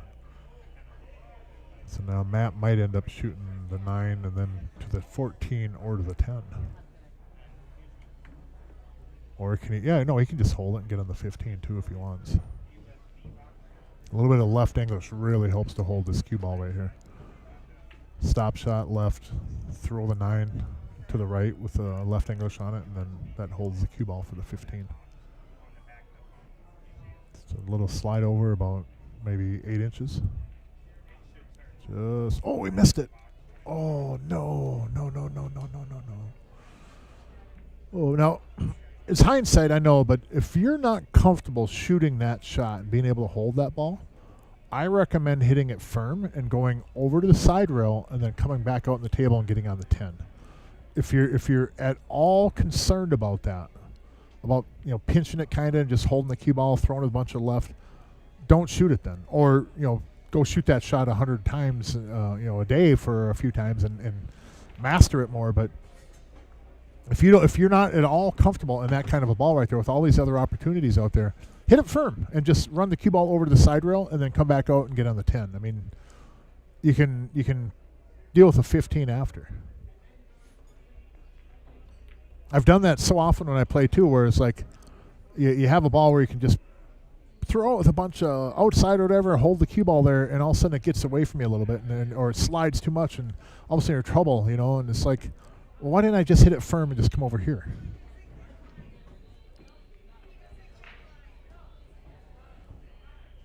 Kind of a good thing to remember, not just for you people out there, but for me too on that. It's just, if you're not feeling, or let's say you shoot that ball well, but you're in a match and you're playing and, not everything, oh, he missed it.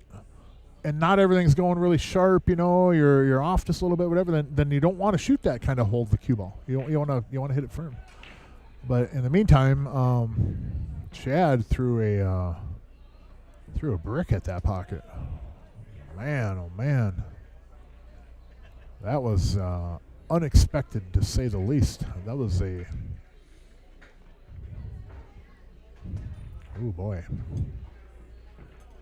I think Chad's going outside now, taking a quick player's timeout.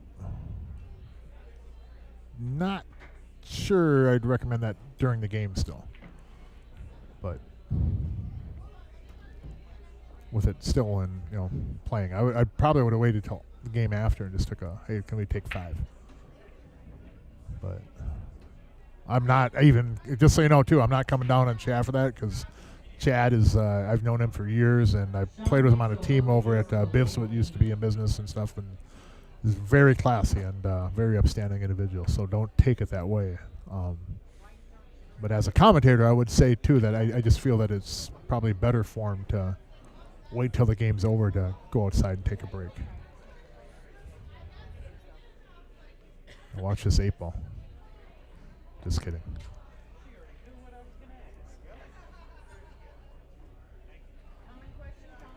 Watch this 8 ball. Watch this 8 ball. I guess I wasn't kidding. Oh my God. I can't believe I can't believe that happened, but 2, I can't believe I actually called that happening. I mean, I seen that was a possibility, but I cannot believe that just happened. Oh my goodness. Oh my. I've got to stop cursing these players. The first thing I seen when he shot that ball is watch this 8 ball, because the cue ball was going off that way. He had to avoid that 8 ball. That cue ball was going so dead to make that ball. He had to avoid that. He had to throw it with some draw and slide and avoid that. And he might have even came off the bottom rail and made that ball anyways. Wow. From Chad's shot, which is very unexpected, to Mike Pankoff's shot, very unexpected. I am just amazed by what happened in that game there. And, here's the thing, though. Again, all of these players have played enough in competitions in various levels. I think Mike might be the more exposure in different environments and different players, but that doesn't matter when you're under the lights and you're in this kind of a match and stuff. There's things that we normally wouldn't do or have happened to us that just seem to. It's not like none of these players that can handle this environment, but it brings out some things that happen, and people that have played in this environment have played even in regular matches.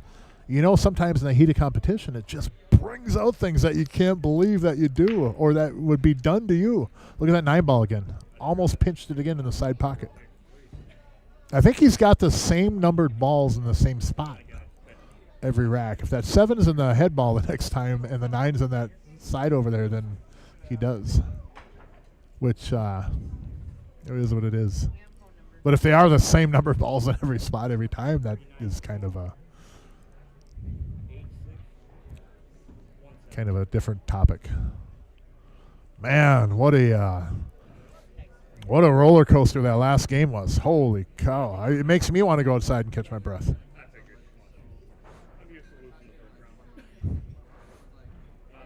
And Chad is, as you see, back in the building now.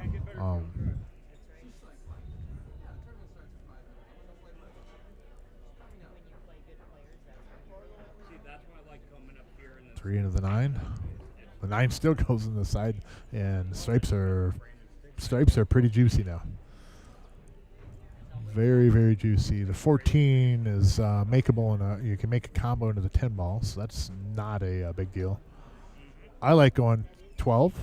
If I can get on the 11 now off the 12, it'd be great. Then I go to the 13, slide down to the left side of the table, right about where that chalk is on the lower left side, right where he grabbed it, right there.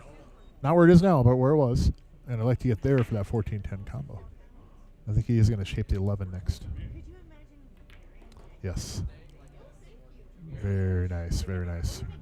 Maybe a little bit flatter of an angle, but that should be just okay. Let's be curious if Chad tries to hold this ball or if he runs the cue ball across the table and back out in the middle of the table. If he holds it, he runs the risk of the cue ball getting too far over. I don't mind being back across where the 11 is in that area, because the 13 gets me for my combo I want in the 14-10. But if you go across the table, you see where it is on the 11 there, you might run into the 5, and that could bring disaster into things of epic proportions. James Boone, Chad Cermak, table 16. Yeah, he is going to go across the table. Dan Key, table 14. Nope, he held it. He hit that perfect. Man, that was a great shot. Excellent, excellent, excellent. So 13, roll the cue ball into the rail, and then shape the 14 right where that chalk was. Yep, right about there. I like putting some right English on that, so when the cue ball does hit this rail, it kills it. Not much, just a touch. You don't have to, but beautiful. Well done.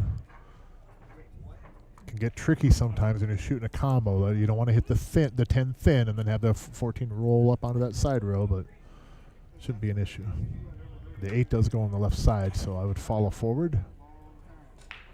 Well, that works. See how the it almost went up on that rail there. If that would have caught on that rail there, they were in trouble. But and that shot, I think I would have followed forward with the cue ball and brought the cue ball up, so I at least had the 8 ball. If something goes awry over there, then, or let's say the ball follows it in, then I'm on the 8 ball. You see where the cue is? Go down to the bottom rail and up about a diamond, just so I can make the 8 in case something happens over there. Keeps that stripe in place still. And if it does follow it in, like I was saying, then you're right in the 8. But it should be pretty accessible here too.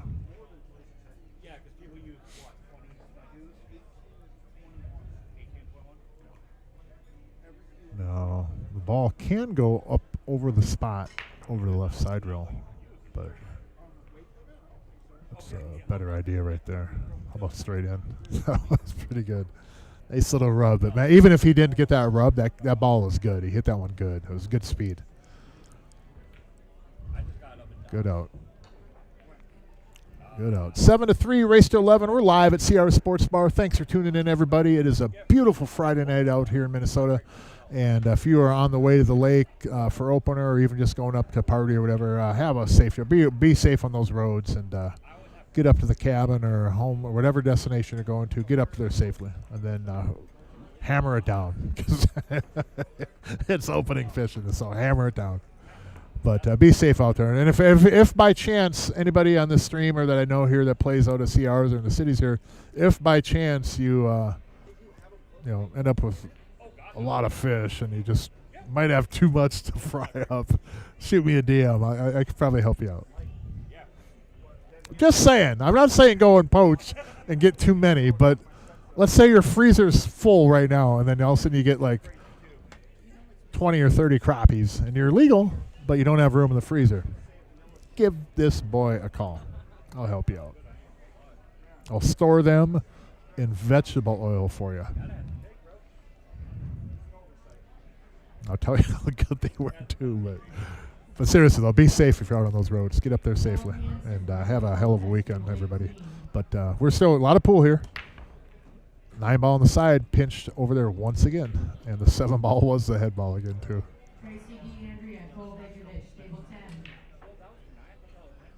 So that's another topic entirely, but that 9 is in the same spot every time, and the 7. I don't know about the other balls, but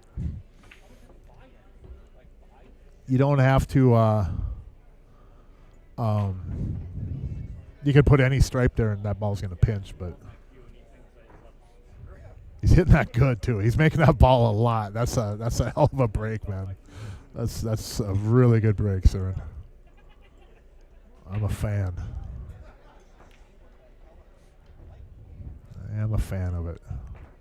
You see that a lot. Was it 9 ball or 10 ball when he pinched that second row ball? He pinched it on the side a lot too. I think 9 ball they do it on a cut break. Is that right? Or 10 ball? One of those two. I'm very not good at rotation games, so I don't know. Somebody would have to help me out there. I have a hard enough time counting to 10, let alone shoot him in order. It's way, way too much mental gymnastics to even get involved in that fiasco.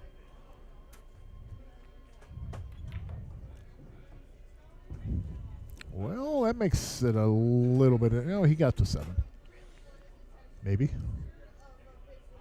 Take the 6. Take the 5. Take the 6. You're gonna go rail first, so. And I think he does have the 7 anyways, so. But everybody, thanks again for tuning in. Make sure you hit the subscribe button if you haven't already, either on your app or your browser, or if by chance you are up the lake, the cabin, or whatever, and you have you have a tablet or a computer up there. Make sure you hit the subscribe button up there too, and the thumbs up, thumbs down. If you like the stream, it's great. We appreciate it. If you don't, we'd appreciate it too. Thanks everybody for tuning in. Try to make it enjoyable and maybe a little bit informational too. There may be a large percentage that just has me muted, but we love you too. So I got love for you too, even if you got me muted. Hey, if I'm coming across on closed captioning, you got me muted. That's even more hilarious. I tip my hat to you. I wouldn't blame you. I'm just saying, I wouldn't blame you. Yeah, oh man, did he get the 5 up on the 5 enough? I think so. Yep. Yeah, Chad, I think you shoot the 5 now. Shoot the 5, puts you on the 4, get the cue ball over to the right side rail, and then the 6, 2 rails for the 8. Take this over to the left side rail, and shape the 4, and ooh, maybe not. Yeah, that'll work. That'll work. I think he could have followed down maybe with a little bit of follow instead of drawing on that, but Surin shouldn't have any trouble with this. And if you're afraid of holding this ball, then don't. Go into the right side rail, come down to the bottom rail, and just bounce up about a diamond. Keep in mind is when you come down to the bottom rail, your angle is going to widen out. So you're actually going to go underneath the 8 ball with the cue ball. And you should be able to get right there at the cue ball anyways. A good way to shoot this ball is this. If you're afraid of holding this ball, shoot it to miss. You see where the lower point is on our view? Shoot it to hit in that point, but load it up with a bunch of right English. And then that ball gets thrown to the left, makes it in the pocket, and the cue ball will hold for the 6. What that does is that you're hitting the 4 more full and square, and you're changing the deflection angle, so it's not going to just take off on you. It's going to actually hold. Hey, Jim, man, I got feelings, bro. You ask Anthony Boone. Anthony Boone was going to get me in commercials. I told him, and I agreed with him 100% when Anthony says, we're wasting your face on this stream. We need to get you out in some commercials, get you on some TV. Unfortunately, the commercial that he offered me was a male underwear commercial. So we've already went over this multiple times, but I know the world is not ready for me to be doing underwear commercials. I love myself. I'm happy with me, but I tell you what, I'm not going to do that to you people. But Anthony, hey, thanks. So anyways, man, I agree with you. We're wasting this face behind the booth here.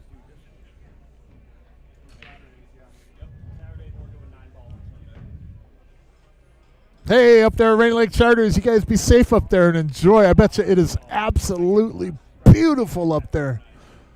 Absolutely beautiful. So jealous. And good luck fishing out there, too. If you end up, like I said, if you end up with too many and you don't have room in that freezer, not that you're over the limit, but if you just have no room at all, I think I know a guy that could help you out. Good shot. Nice control on that ball. Very well done. And Cern and Chad are looking at an 8-3 lead here, possibly. A hand model for pool cues. What am I, George Costanza?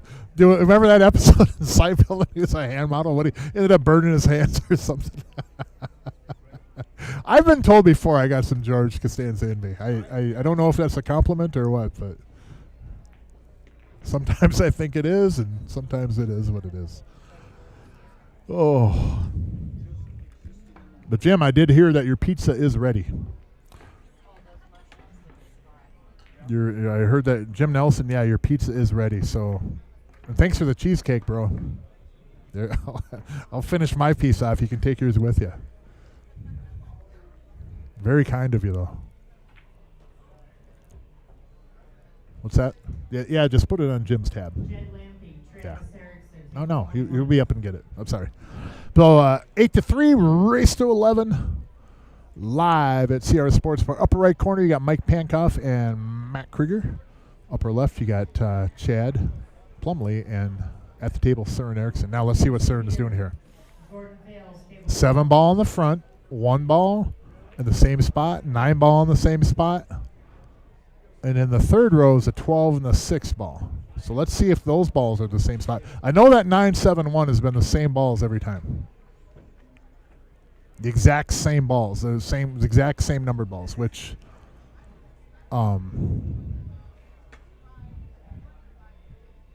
be construed as a pattern. Now watch a 9 in the side pocket. Right side pocket, 9 ball. There it goes. Made it again. Every single time that ball is going towards that pocket or he's making it. Which is a great break, don't get me wrong. But having been down this road before when it was actually legal to rack it however you wanted, that may be considered pattern racking. I'm not accusing him on that, but if you're putting the exact same numbered balls, even the same stripes or solids technically, but if the same exact numbered balls are in the same spot every time you rack, that would be construed as a pattern. And I don't care what ball he puts where because he's hitting that break so good that whatever ball he puts in that second row is going to the side pocket. He's got that break. He hits it wonderful. He's breaking on this table as good or better than anybody I've seen. So I'm not trying to take away from that all because I don't care what ball he puts in there. The way he hits that rack, he's making that second ball. It's really, really cool to see and watch. But again, if you want to look at the technical rules of it all, if you are putting the same numbered ball in the same spot every time, or even the same solids and stripes, technically that can be construed as a pattern, yeah. Corey Duell just did message me to confirm.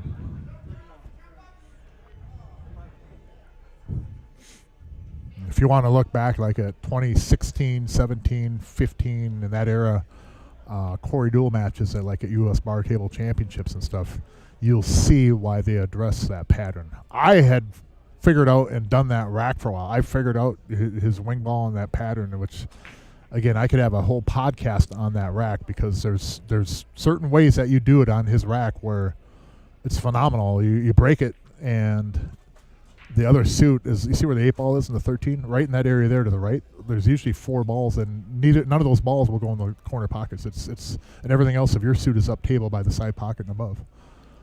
And I get it. I get exactly why they addressed it because it really it kind of broke the game a little bit. But people rack pretty much all the same all the time anyways. And like me, I've used a rack since when I was a kid when I didn't even know how to play. And solid stripes or whatever, I go in that way, and that's technically a pattern too, but I break so bad nobody complains. But it is, I use a pattern all the time. It's the same solid stripes every single time, which is actually a pattern. But I don't make balls, so nobody seems to complain. In fact, they encourage it, I believe, now. When I used Corey Doole's rack, though, then it's a different story.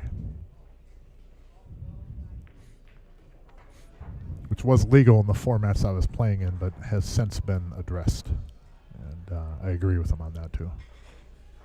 Same thing like with 9-ball. 9-ball is a, on a soft break or whatever, you can see even in that era, too, Corey, there's many other players, too, 9-ball, where he was shooting the same balls in the same pocket every single game, pretty much. And then it's like, if in the 9-ball is like the third or fourth shot, he had a combo on the 9-ball oftentimes.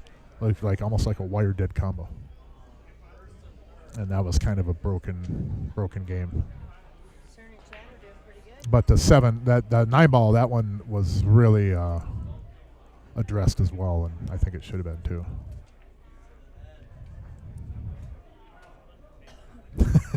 Thanks, Jim. I appreciate it. Thanks for being so quick to point that out.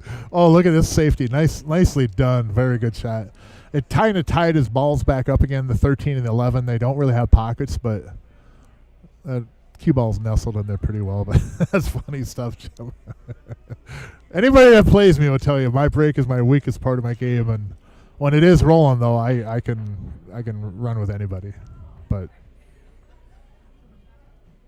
that isn't very often. I got a bad break for my level of play. It has actually improved recently, though, and the reason for that would a lot of it. What I hold for that was I would say talk to Troy at Troy Thones on that, because he found my answer. Good shot, maybe. Well, he can safe now off this 11, where he can just kind of stop and put the cue ball right there too. But the thing with that is you got to be careful. 11 has a pocket. I like that shot because you could shoot the 11 over the left side rail and have it bounce out, so you could pocket in the side and then put the cue ball right on the 8-ball. That takes away Matt and Pankoff from being able to just roll into the 4 and leaving them no shot on the 11. So if you are going to do this 11 safety and put behind the cue ball behind the 8, you have to get that ball to go over to the side rail and come out about, I would say, probably about a quarter of a diamond off that rail. I want to be able, just so I can make it in the side pocket. I don't want it to come out further and have to take it up in the corner from down at the end row. See what I'm saying? It's actually in a straight line too, to go over right above that third diamond and lay right in front of the side pocket.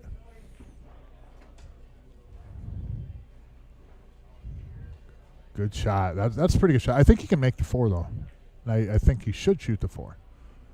He's got a good cue ball for it, but I think that I would want the cue ball just a little bit over underneath the 8 more and take away this shot. But I think if you're Matt, you have to shoot this 4 here. You can't do a safety now. If that 11 had gotten on the side rail, then you could just lay into this ball and put it down to the bottom there and play safety. But I think you have to shoot it, Matt. You can do you can do a safe here. There's a safe, but I'm down 3 to 8. I don't want them to get back to the table, because now he's sold out. Yeah, I think, Matt, I trust you more right now, or not now, but before you shot that, I'm just kidding, but I trust you more, Matt, than you do, because I trusted you to be able to make that 4-ball and shoot it in, and you didn't trust yourself. And when you watch this stream, I'm not saying that to pick on you. I would think that you're going to agree with me on that. That at that moment in time, I trusted you way more to make that 4 than you did. I believed in you more than you believed in yourself. And when you figure that part of it out, Matt, it's going to be tough to beat you. I think that's I think that's a good lesson for you.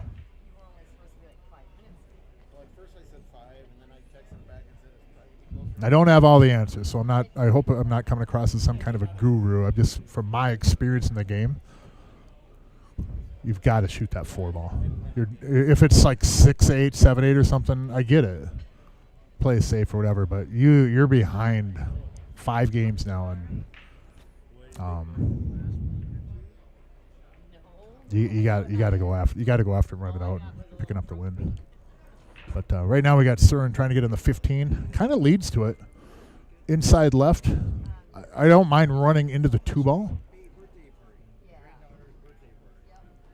I don't want to go shooting over the 2 ball though.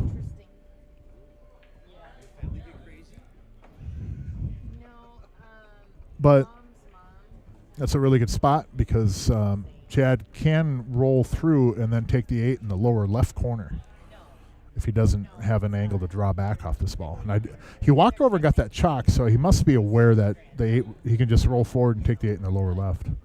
He doesn't have to do it. There he is. He's going to look at it again. I like that. Look at that. Took another look at it. That's the one thing. People will sit sometimes and talk about how, it's slow, playing slow, whatever. That kind of stuff right there, you need to do that. Don't just take stuff for granted, people. I mean, go take a peek at it again and say, oh, get off the rail. You know what? Go take another peek at it. Go look. Make sure it goes. Make sure you're comfortable with that. Because there's going to be plenty of balls and plenty of situations where you can just shoot it and have a more faster pace. I don't mind people taking their time on stuff like that. I don't mind that at all. You do you, Oh, that was a good shot. That was not an easy ball. Oh, wow, 9-3. Race to 11 live at CRs Sportsbar, Coon Rapids, Minnesota. Søren Eriksson and Chad Plumley now out by a touchdown over Pankoff and Krieger. And they're 2 games away from advancing. The winner of this again will play Scott Knack and Doug Fahey. And then Hank the Tank and Austin had won earlier in the week over Will LaPointe and Jesse Hall. And then next week, Josh Wallstrom and myself will play Jason Hollenkamp and Daryl Schomer. The winner of our match will advance to play Hank and Austin. And that will be your final 4. First place again plays 8,000. So let's see what we got here. Oh, the 9 has moved, folks. So he's going to prove me right. That 15 ball will go to the side pocket. The 7 is in the same spot, and the 1 is in the same spot. And the 4, and the 2. But watch this 15. He's going to hit this so good. Watch that 15 go on the side. Going to hit this so good. There, watch it. There it goes. Man, oh man, dude. Søren, you are just killing it on that break. That is so good. God, that is so good. No, he moved the 9 over here, and he put the 15 in that spot, and he made it. It's like I was saying, even though he's technically he's patterned, he can put any ball there. He's hitting that rack so well. I'm talking to Leslie, who's sitting next to me up here. You can hit that so well. It doesn't matter what ball he puts there. So I'm not making an issue of him using a pattern. I'm actually patting him on the back, saying you're hitting that rack so good. It don't matter what you put there. You're going to make that ball. That ball floats over that side pocket every single time. Unbelievably strong. Man, that is good. That is really, really good. I mean, all these matches that I've commentated, I've seen like Nick had broke well, Austin Olsen. There's people through these tournaments, Zach Boss. But I got to say that the way that Søren is breaking is the best I've seen. Not only for making balls, but the spreads, and he's making the same ball every time. The same ball in the location of the rack every time. It's phenomenal. It's really, really good. So we'll see what he's comfortable with doing here. The 4 goes on the right side and puts him right on the 5. The only ball they have to really work a little bit at is the 2. But I think the 5 in the lower left corner really makes it easy to get on the 2. So I go 7, 1, 4. Draw back a hair, get in the 5. 5 I slide over, get in the 2. 2 gets me on the 3. 3 on the 8. Or you might even leave the 2 for the last ball and then use that to get in the 8. The 5 or the 3 should be able to get you there. These guys are playing pretty well together.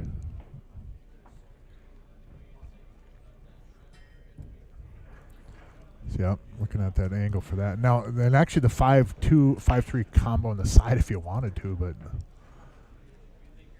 I like the 5 or the 3 to get on the 2. And you could do that way too. You go for the 1, 4, 2, then shoot the 5 or the 3. A lot of options here. A lot of options, and Chad is being very, very methodical. I really like it. I like his pace of play. He's making really certain where he wants that ball, and he's showing Surin what he wants to do next, which some of these teams had gotten away from.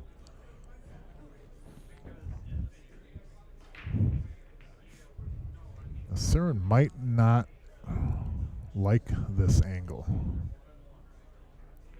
So if that's the case, I take the 4, slide down a little bit, and then get on the 3 or the 5 and let Chad decide which one he likes better to get on the 2. I take the 4 in the right side and then kind of bring it cue ball right down towards the spot maybe, or I don't know, can he get over there? If you can get over there, great, but I think I don't know if you have the right angle on that. Or how about you take the 4 on the side, you flip the cue ball down, and you might make the 11, but that puts you on the 2 on the side. Whatever's going to happen, I think Surin's going to hit this one pretty good. He's playing very well right now. Watch this. What a good rub. That was a really, really good rub. Very nice. Thanks again, everybody, tuning in. Make sure you hit the subscribe button if you're out of town for the weekend for the opener and that. And you're on a iPad, tablet, or something up at the lake or whatever, hit the subscribe button there too. We appreciate the support, and thank you for tuning in. We're at 9-3 in a race to 11. Chad Plumley at the table, and his partner is Surin Erickson. We are live at CRs Sportsbar, Coon Rapids, Minnesota, the mecca of pool in the upper Midwest. Now, there's a couple ways he could do this. He could take the 3 ball, float the cue ball all the way up to the end rail, and that cue ball is going to come in a path perfect to take the 5 in the lower left corner. And that will lead you to the 8 really, really easy. He really doesn't need to put anything on this cue ball even. Just float up to the end rail. Cue ball will come right back down and give you an easy shot on the 5, or take the 5 and then get in the 3. Either way. I'm going 3 to the 5 here. Just because I feel that I'm for sure going to get on the angle that I want to get on the 8 ball. Hey, Jerry, thank you, sir. Appreciate it. Hope you're having a good time up there at the cabin. If you rewind the stream or just tuning in, Jerry, when you get back in town, me and Jason Superior have a list of wonderful ideas of what we can do with that you and that plane of yours. So we got all the answers, man. So you just have a good weekend. When you get back in town, we'll bring you up to date, all right?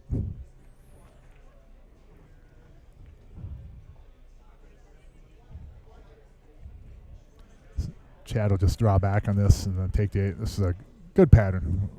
Well done by Surin, too, on that 5 ball. I was going up in the 3, doing all these other crazy things, and a lot of times in these matches here, these guys show me that, you know what, you should do this. I think I hit well enough on my percentage on calling shots so that I'd make it in the majors for baseball, but I think I'd get a contract. When I listen to her chuckling behind me, I at least hit a 250, right? I'm getting right a quarter of time, so that was. But I do. I've said this before. I've heard from a lot of people over the years, and I learn as much from these streams and from commentating as I hope to be able to help people out there or point out things and share whatever. But I learn a ton from this, and it's fun. I enjoy doing it, and as much as I've had people in venues, even in Vegas last year, people come up that saying, "Hey, enjoy it" and stuff. I thank you all. It means a ton. It really does. And Jerry and the CRs and the staff put on such a good show up here, and that means a ton. But I want to let everybody know too. I learn as much, and as much as we like to teach you people things, I learned a ton.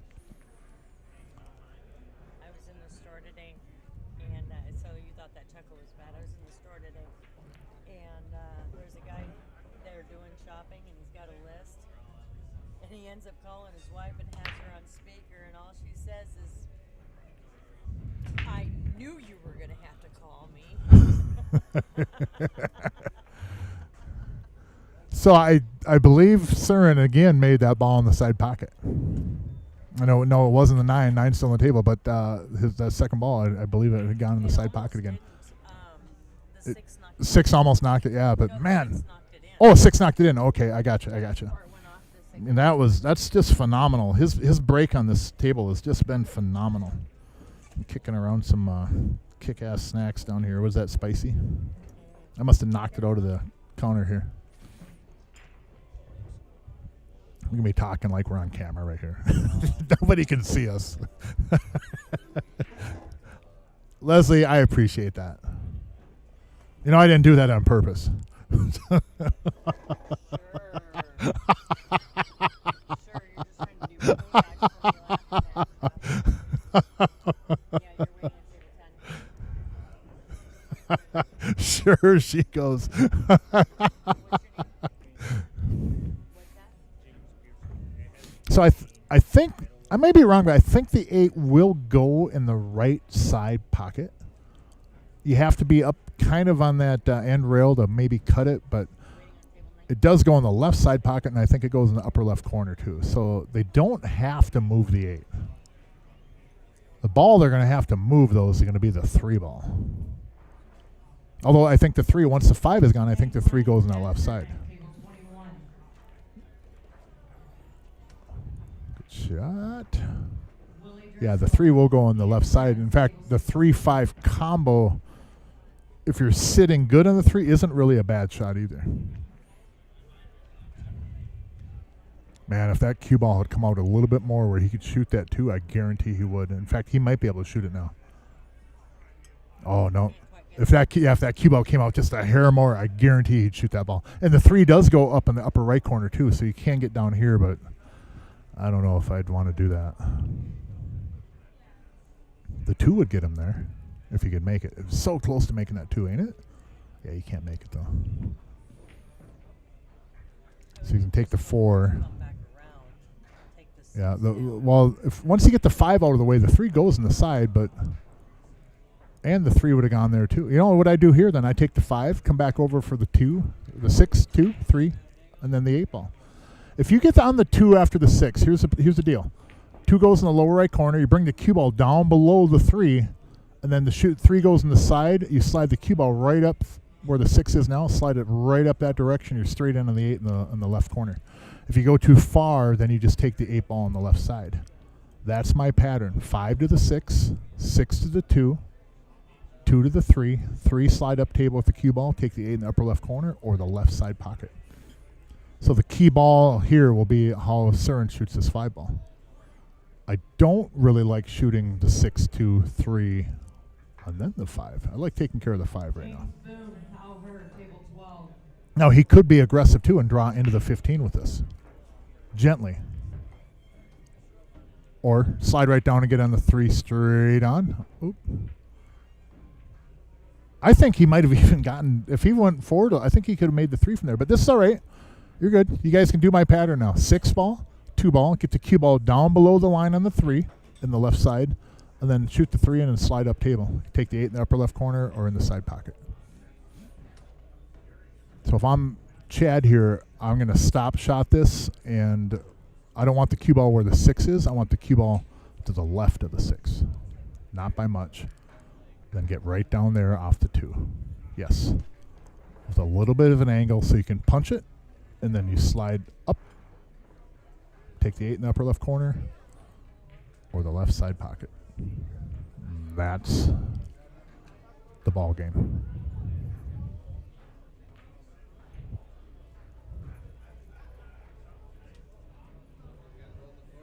So you want to stay just to the left of the 6 ball, just like that. Very good, very good.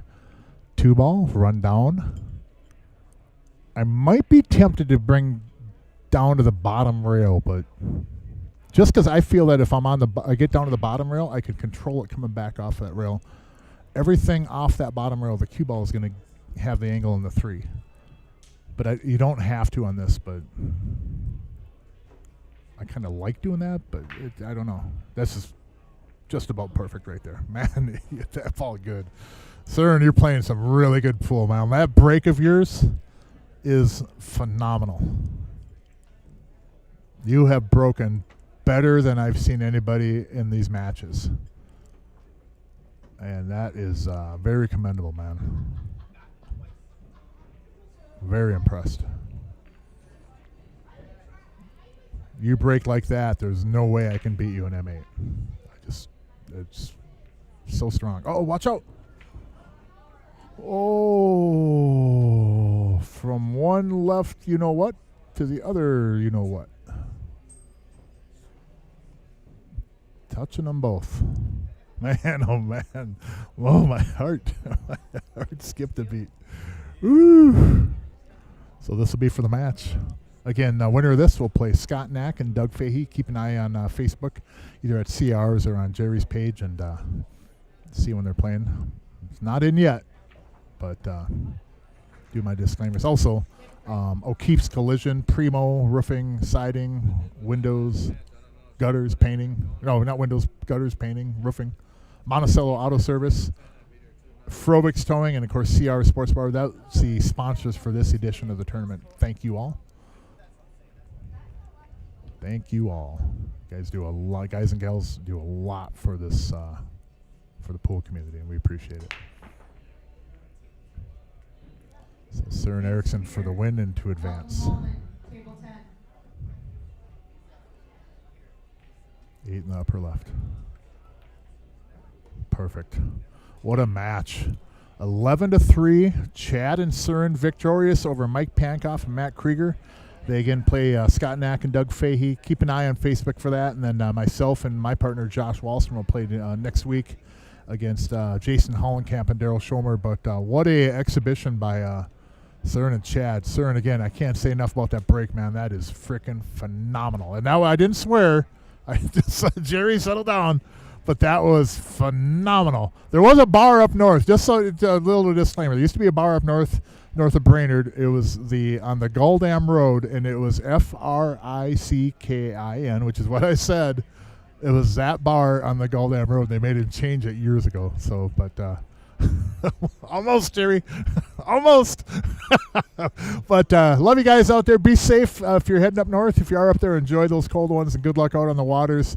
And thanks for tuning in, everybody. You all have a wonderful weekend, and take care of yourselves out there.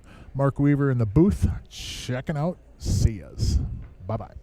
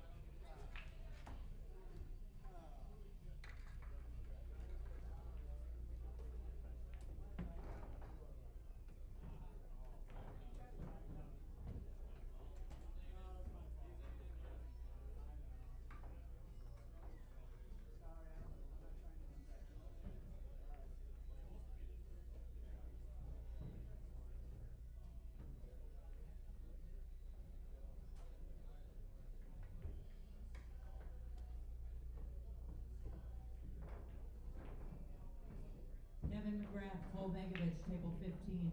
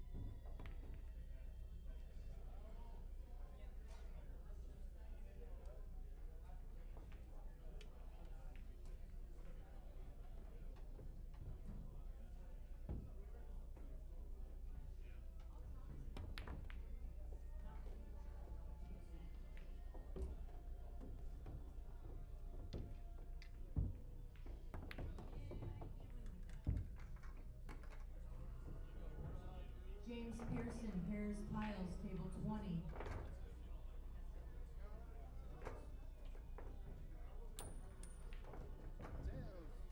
Tommy Ross, Josh Wallstrom, table 19.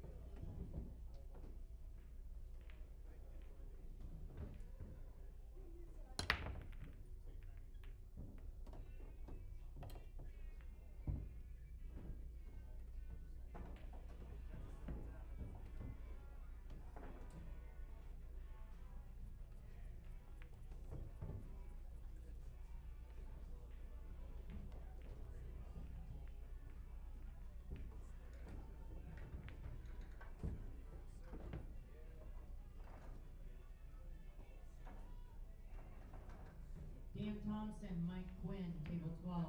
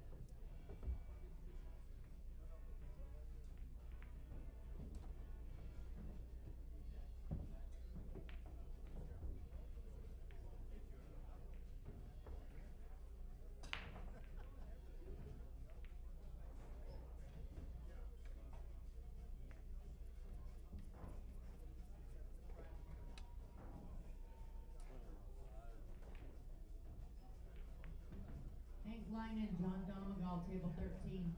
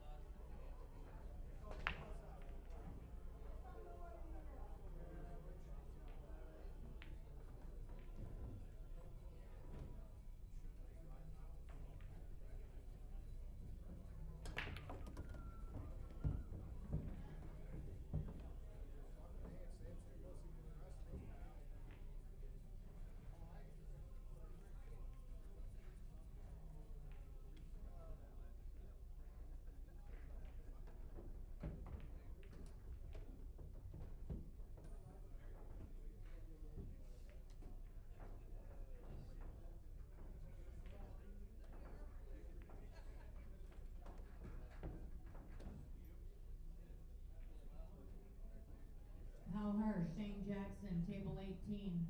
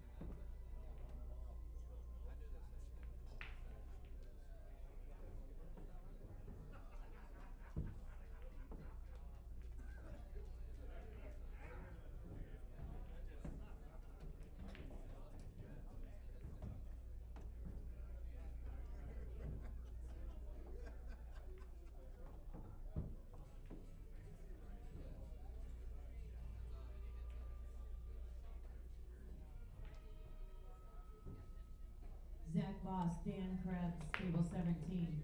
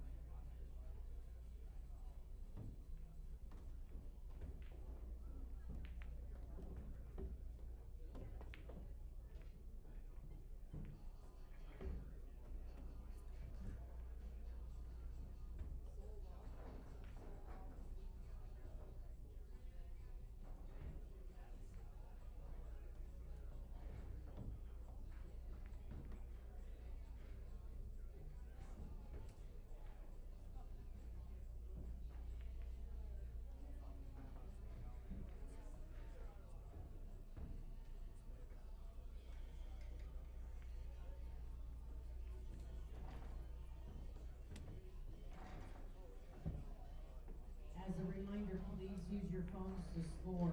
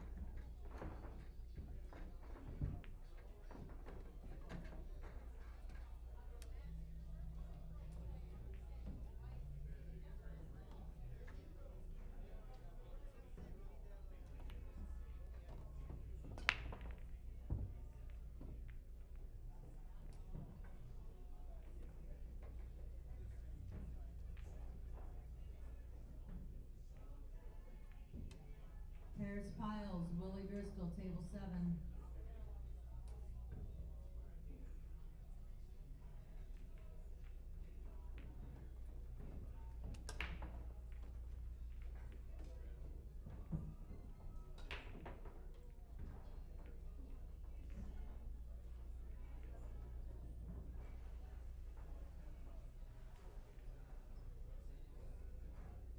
God, you're a Nick Cole.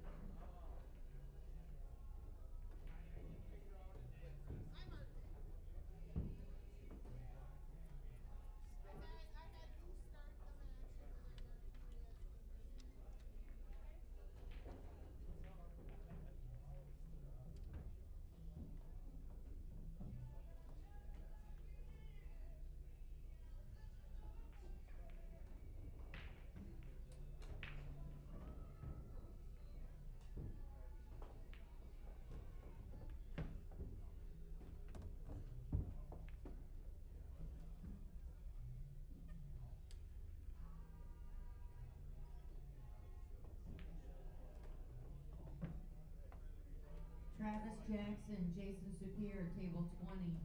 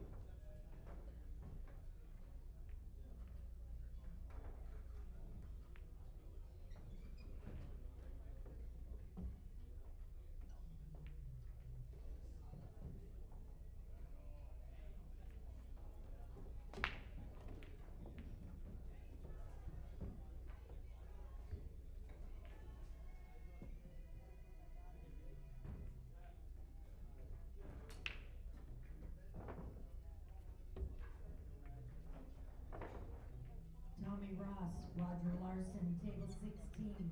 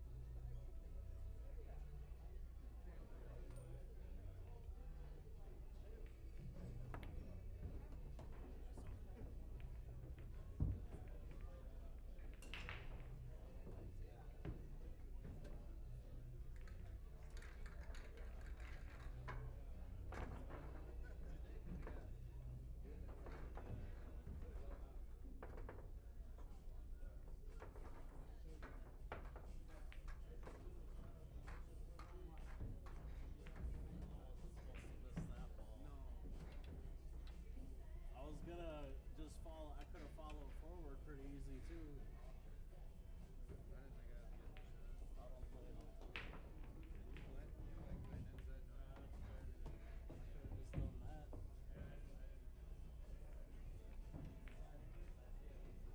Oh, I'm more outside.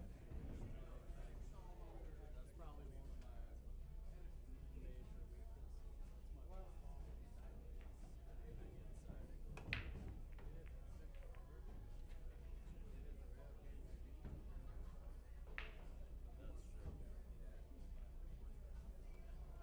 I don't believe you.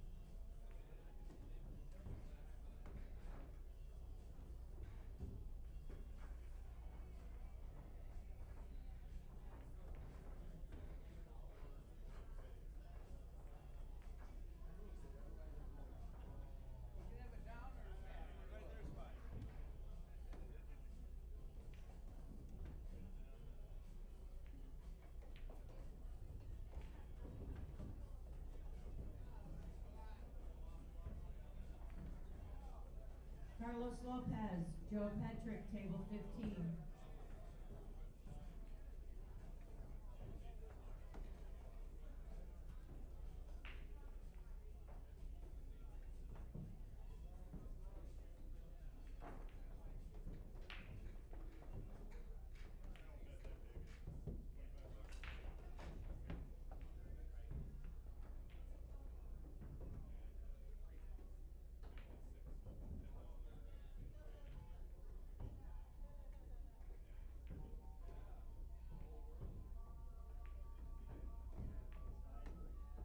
Oh, good. Later in the night, I'll be able to Google this.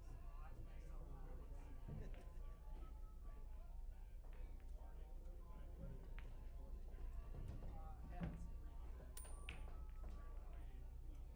Of course, it's tails. Picked tails all night. Lost every one. Except for my lucky one.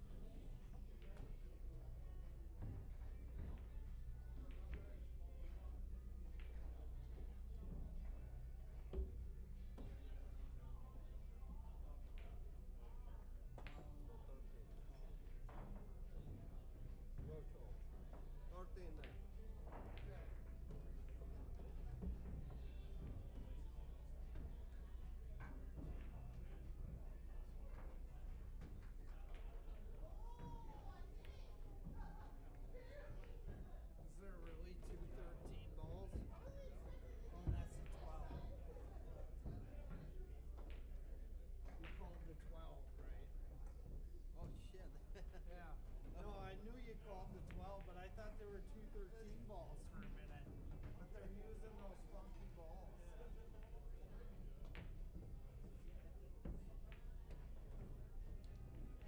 I knew what you called. I'm like, Dan Thompson, Travis Erickson, table 14.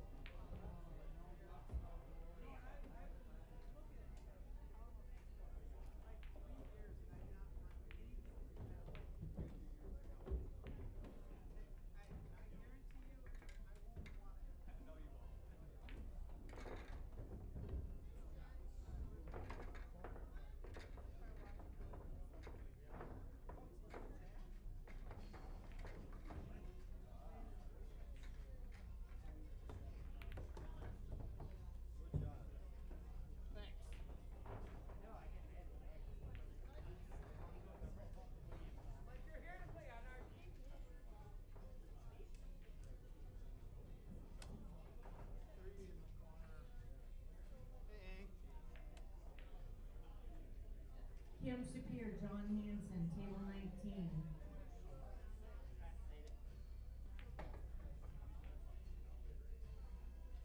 Don Reddepenning, Dan Key, table 12.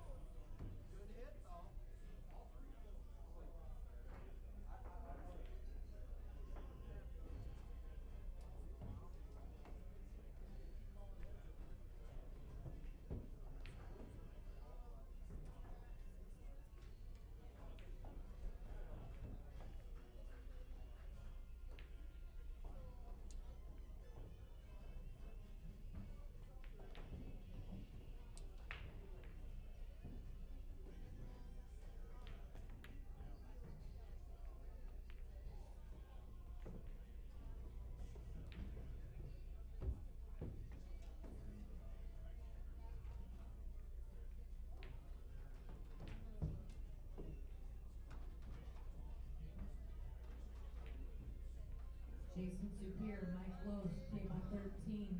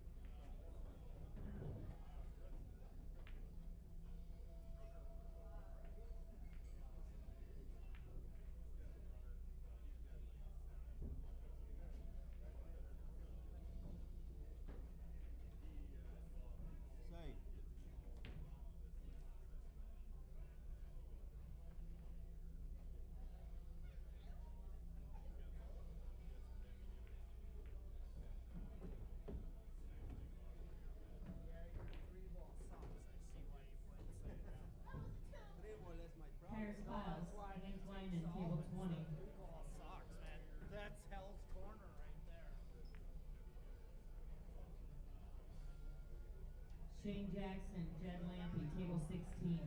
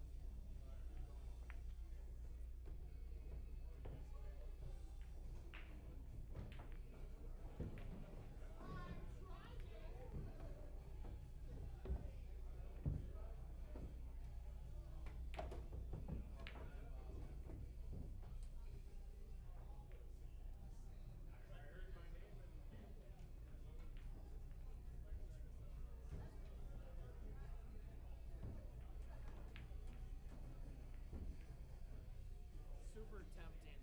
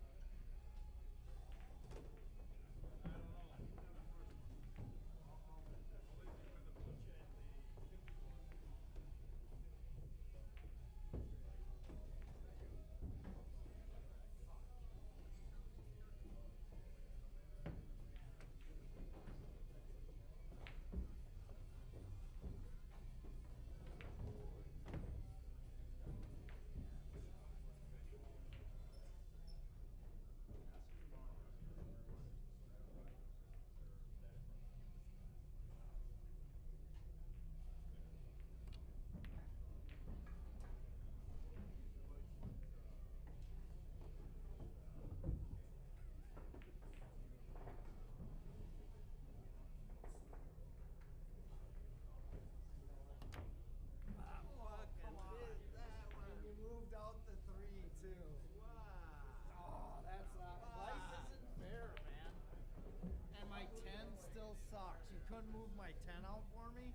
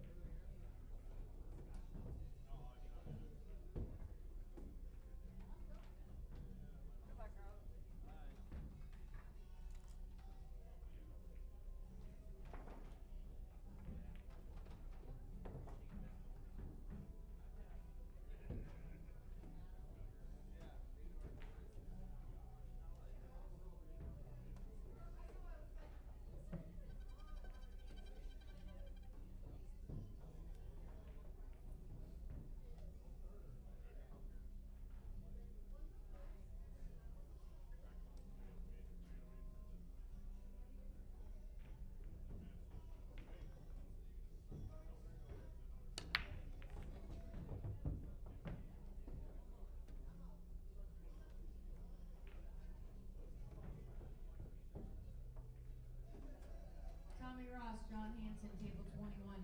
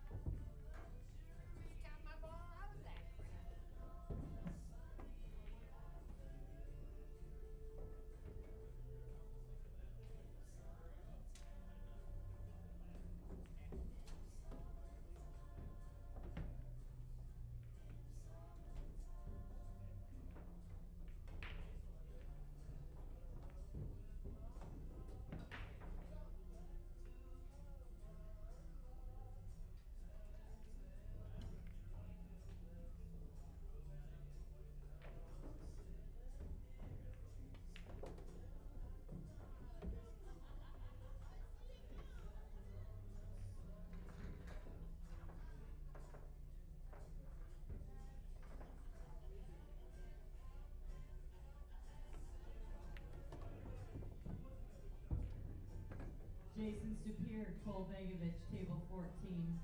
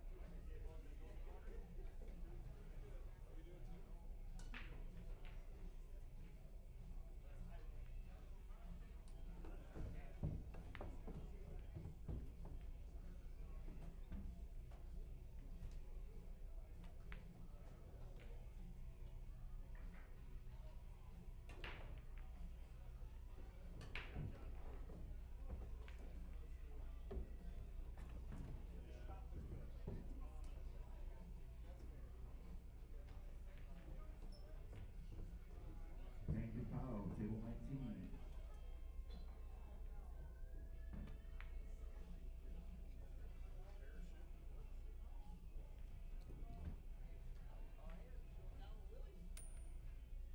Every fucking time. I gotta get a new quarter.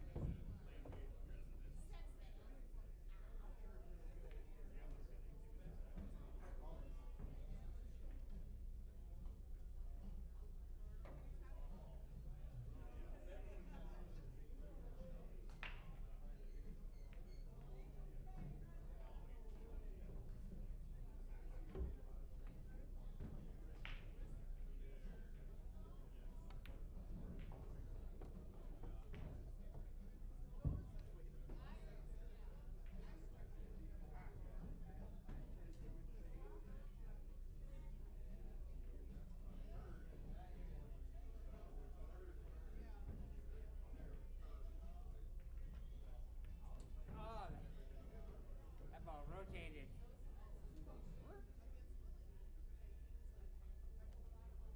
Dan Key, Shane Jackson, table 20.